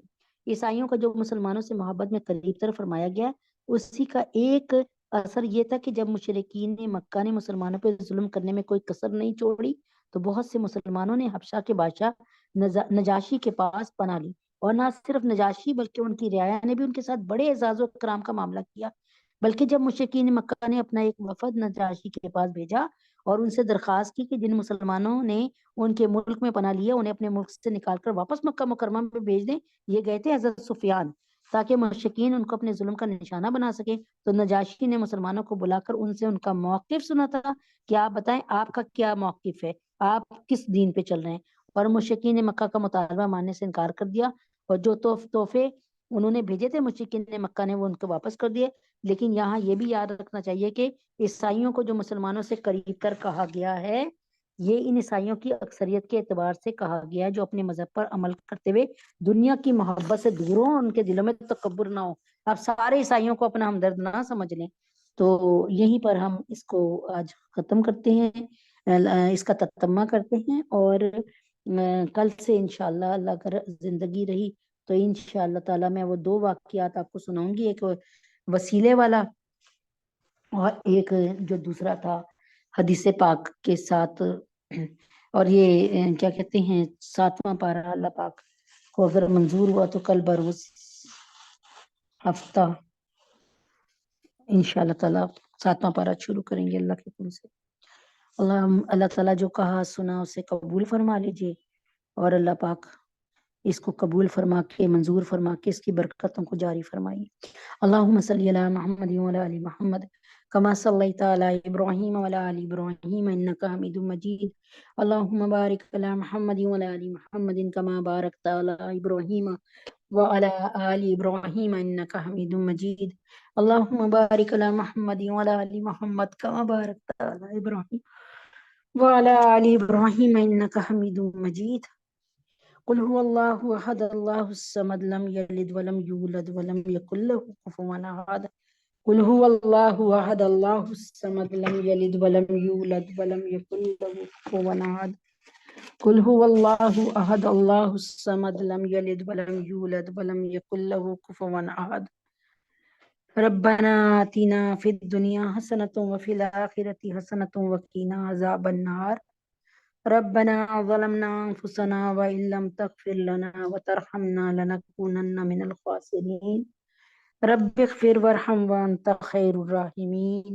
ربنا ربنا آتنا في الدنيا حسنة وفي الآخرة حسنة وقنا عذاب النار۔ اے اللہ پاک ہمیں اور ہماری نسلوں کو، آنے والی نسلوں کو، موجودہ نسلوں کو اللہ پاک دنیا اور آخرت کے عذاب سے بچا لیجئے، دنیا اور آخرت کی بھلائیاں عطا فرما دیجئے، اور اللہ پاک آخرت میں جلنے کے عذاب سے بچا لیجئے۔ رب ارحمہما کما ربیانی صغیرا۔ اے اللہ پاک جن کے والدین زندہ ہیں ان کی جان مال اولاد میں برکت عطا فرما دیجئے، اور اللہ پاک ان کو زندگی صحت تندرستی عطا فرمائیے، اور اللہ پاک اپنے حبیب پاک صلی اللہ علیہ وسلم کے طفیل میں جن کے والدین دنیا سے رخصت ہو چکے ہیں، جیسے منصور احمد صدیقی، میمونہ اختر میرے والدین، اور قاضی ضیاء اللہ صاحب، عزیزہ خاتون، عفیفر کوثر، جاوید بھائی، فہمیدہ بھابھی، یا اللہ پاک جن جن کے جو جو رشتہ دار جو یہاں بیٹھے ہیں، ان کے سارے مرحومین جتنے بھی ہیں، ان سب کو اس میٹنگ کی برکت سے، اس مجلس کی برکت سے، یا اللہ آج پروانہ ہے، آج اللہ تعالیٰ آج پروانہ ہے جنت عطا فرما دے، اللہ جنت کا ویزا ان کا لگا دیجیے، یا اللہ جنت کا پاسپورٹ عطا فرما دیں ان کو، یا اللہ پاک ان کو NOC عطا فرمائیے جنت کا، اے اللہ پاک ان کے طفیل ہمیں بھی جنت کا ویزا عطا فرما دیں، اے اللہ پاک ربنا آتنا من لدنک رحمتا وہیئ لنا من امرنا رشدا، اے اللہ پاک اپنے حبیب پاک صلی اللہ علیہ وسلم کے طفیل میں، یا اللہ جیسے اصحاب کہف والوں کو ہر غم سے آپ نے ان کی حفاظت فرما لی، ظالم بادشاہ سے بھی بچا لیا، اللہ تجھے تیرے نبی کا واسطہ اسی طریقے سے اہل فلسطین پر بھی اپنا رحم فرما دیجئے، یا اللہ ہم پر بھی جو مشکلیں، پریشانیاں، بیماریاں ہیں، ان سے بھی ہماری ایسی حفاظت فرما دے جیسے اصحاب کہف والوں کی آپ نے بہترین حفاظت فرمائی تھی، اے اللہ پاک 309 سال تک سلا دیا، ظالم بادشاہ سے بچا لیا، اور 309 سال بھی ہر چیز 309 سال بھی بعد بھی ہر چیز ان کی ویسی کے ویسی تھی، اے اللہ تجھے تیرے نبی کا واسطہ، یا اللہ پاک جیسے غار ثور میں آپ نے حضرت محمد صلی اللہ علیہ وسلم کی حفاظت فرمائی، حضرت ابوبکر صدیق کی، ایسے ہی اللہ حماس کی، حوثیوں کی، یمن کے اور لبنان کے اور فلسطین کے لوگوں کی حفاظت فرمائیے، یا اللہ مدد فرمائیے ان کی، یا اللہ مدد فرمائیے، یا اللہ کب سے بھوک سے بیٹھے ہیں، پانی سے ترسے ہوئے ہیں، یا اللہ مکان ان کے ملبے کے ڈھیر بنے ہوئے ہیں، اللہ پاک ایک لمحے کے لیے تصور کرتے ہیں رونگٹے کھڑے ہو جاتے ہیں، رات اتنی تیز ایسی سخت سردی والی گزری، اللہ تبارک تعالیٰ ذرا سا لحاف ہٹتا تھا تو ہوا ایسے لگتی تھی جیسے پتہ نہیں کہاں سے آ رہی ہے، اے اللہ پاک ان کے پاس تو لحاف میسر نہیں ہے، ان کے پاس تو گدے میسر نہیں ہیں، اللہ تجھے تیرے نبی کا واسطہ، یا اللہ فلسطین کے مسلمانوں پہ رحم فرما، یا اللہ مسجد اقصی کو آزاد فرما، یا اللہ فلسطین کو آزاد فرما، یا اللہ یہود النصارہ مجوسی صابی اور ان کے سارے جتنے بھی معاونین ہیں ان کی معاشیت کو تباہ اور برباد فرما دیجئے، یا اللہ پاک ان کی وَإِذَا بَطَشْتُمْ جَبَّارِينَ، اللہ ان کو ایسی پکڑ کر اللہ کہ دنیا کے لیے ان کو اللہ تبارک تعالیٰ نمونہ عذاب بنا دے، اللہ تبارک تعالیٰ اپنے حبیب کے طفیل میں دنیا ان کو دیکھ کر پناہ مانگے، اے اللہ ہم سب کے گناہوں کو معاف فرما دیجئے، خطاؤں کو درگزر فرما دے دیجئے، اے اللہ مسلمانوں کے لیے کوئی بہترین حکمران عطا فرما دیجئے، یا اللہ پاکستان کے لیے کوئی بہترین حکمران عطا فرما دیجئے، اے اللہ تبارک تعالیٰ ایسے حکمران عطا فرما دیجئے جو آپ کا پسندیدہ ہو، جو کلمے کو پاکستان میں جاری ساری کرتے، یا اللہ پاک حکم صرف آپ کا چلے، قرآن کا چلے، اے اللہ پاک اپنے حبیب کے طہر میں پورے پاکستان کو اللہ تبارک تعالیٰ آپ اسلام کا نمونہ بنا دیجئے، کوئی نیک قائد، نیک لیڈر عطا فرما دیجئے، اے اللہ پاک اگر ہمارے اعمال اس قابل نہیں اور یقیناً نہیں ہے تو آپ کو اے اللہ پاک آپ کی شان کریمی کا واسطہ، آپ کو اپنے علو کی، اپنی جلال کی کا واسطہ، آپ کو اپنی قدرت کا واسطہ، اے اللہ پاک آپ کو رحمان ہونے کا واسطہ، آپ کو رحیم ہونے کا واسطہ، اے اللہ تجھے تیرے نبی کا واسطہ کہ اللہ تعالیٰ پاکستان کو بہترین لیڈر عطا فرما دیجئے، پاکستان کو بہترین لیڈر عطا فرما دیجئے، یا اللہ عائشہ، سونیا، رقیہ واجی، ڈاکٹر انم، اہلیہ محسن، سمیرہ، فیصل، ماریانہ، سواخرہ، بابرہ، سنبل اور اہلیہ عمران، ان کو نیک نرینہ اولاد عطا فرمائیے، یا اللہ پاک جتنی یہاں پہ لوگ بیٹھے ہوئے ہیں ان سب کو، ان کے گھر والوں کو، ان کے زوج کو، یا اللہ پاک مجھے، میرے گھر والوں کو اور میرے زوج کو، ڈاکٹر ہمنا، فاطمہ، عائشہ، عبداللہ، ان سب کو دنیا اور آخرت کے ہر امتحان میں 100% نمبروں سے کامیابی عطا فرمائیے، سحر، عائشہ، فریال کو اللہ پاک ان کے لیے دنیا میں بھی جنت، آخرت میں وسیع جنت عطا فرمائیے، ان کی مشکلات اور پریشانیوں کو دور فرمائیے، اے اللہ پاک ان کو سکون قلبی عطا فرمائیے، ان کو اکیلا نہ چھوڑیے، احمد، نعمان، نواز صاحب، محمد عمر، محسن، ان کے کاروبار میں خوب برکت دیجئے، کریم روزی عطا فرمائیے، اہلیہ اعظم، شہناز، اہلیہ عاشق، مفتی ضیاء الدین صاحب، عامر، اہلیہ رفیق، میری بیٹی انم، اس کے لیے ان کے لیے برکت والے گھر کا انتخاب فرمائیے، سکون والے گھر کا انتخاب فرمائیے جہاں یہ اپنے اہل خانہ کے ساتھ پھولے پھلے۔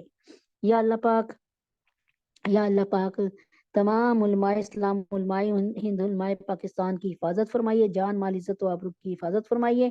یا اللہ پاک، یا اللہ پاک، مفتی حسن صاحب، مفتی تقی عثمانی صاحب، مولانا فضل الرحمان صاحب، مولانا فضل الرحیم صاحب، اور اللہ پاک پیر ذوالفقار نقشبندی صاحب، اور ہمارے حضرت جی اور ندیم بھائی کو، عمیر کو اللہ پاک صحت کاملہ عاجلہ مستمرہ عطا فرمائیے۔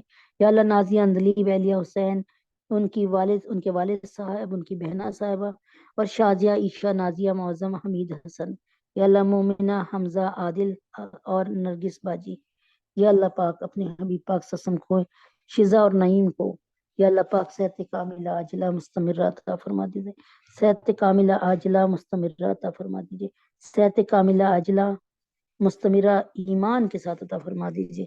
یا اللہ پاک امت محمدیہ صلی اللہ علیہ وسلم کی ساری بیٹیاں بیٹے جو کہ اس وقت بے نکاح ہیں اور نکاح کی عمر تک پہنچ گئے ہیں، یا اللہ ماں باپ پر رحم فرما دیجیے، کرم فرما دیجیے۔ حفصہ فاطمہ جویریہ، سدرہ سبانہ، حفصہ سجاد، بینی شفیفہ، بنات سرور، فخر عبد المتین، سعدیہ نظام، اللہ تبارک اللہ، زینب منتہا، مہتاب، ندا، مصباح، آمنہ، عنبر، ختیجہ، شائستہ، نمرہ، اللہ جتنی بھی عورتیں بیٹھی ہیں، ان کی جو بچیاں بے نکاحی ہیں اور نکاح کی عمر تک پہنچ گئی ہیں، ان کے لیے بہترین زوج عطا فرما دیجیے۔ اللہ پاک اس میٹنگ کو قبول فرما دیجیے، اس کی برکات دور و نزدیک تک پھیلا دیجیے، اس کے لیے اس کو قبول کر کے ہماری بھی قبولیت کا سامان فرما دیجیے، ہمارے لیے بھی دنیا اور آخرت کی آسانیاں لکھ دیجیے۔ اللہ پاک اپنے حبیب پاک صلی اللہ علیہ وسلم کے طفیل میں جب دم آخر ہو تو اللہ تبارک تعالیٰ نبی پاک صلی اللہ علیہ وسلم کے طفیل میں جب دم آخر ہو تو اللہ تعالیٰ کلمہ پاک ہماری زبانوں سے جاری ہو جائے۔ اللہ ہمارے بچوں کا سکون نماز قرآن میں اطیع اللہ و اطیع الرسول کی تصویر ہونے میں رکھ دیجیے۔ اے اللہ تجھے تیرے نبی کا واسطہ ہمارے بچوں کو قبول فرما لیجیے، منظور فرما لیجیے، ہمارے بچوں کو چار چپیرے اپنی حفاظت میں رکھیے، ہم سب کے گناہوں کو معاف فرمائیے، زیارت حرمین شریفین کا موقع عطا فرمائیے، اور ہمارے تینوں حرم کی حفاظت فرمائیے۔ وصلی اللہ تعالی علی خیر خلقہ محمد وعلی آلہ وصحبہ اجمعین برحمتک یا ارحم الراحمین۔ سبحان ربک رب العزت عما یصفون وسلام علی المرسلین والحمد للہ رب العالمین۔ السلام علیکم ورحمۃ اللہ وبرکاتہ۔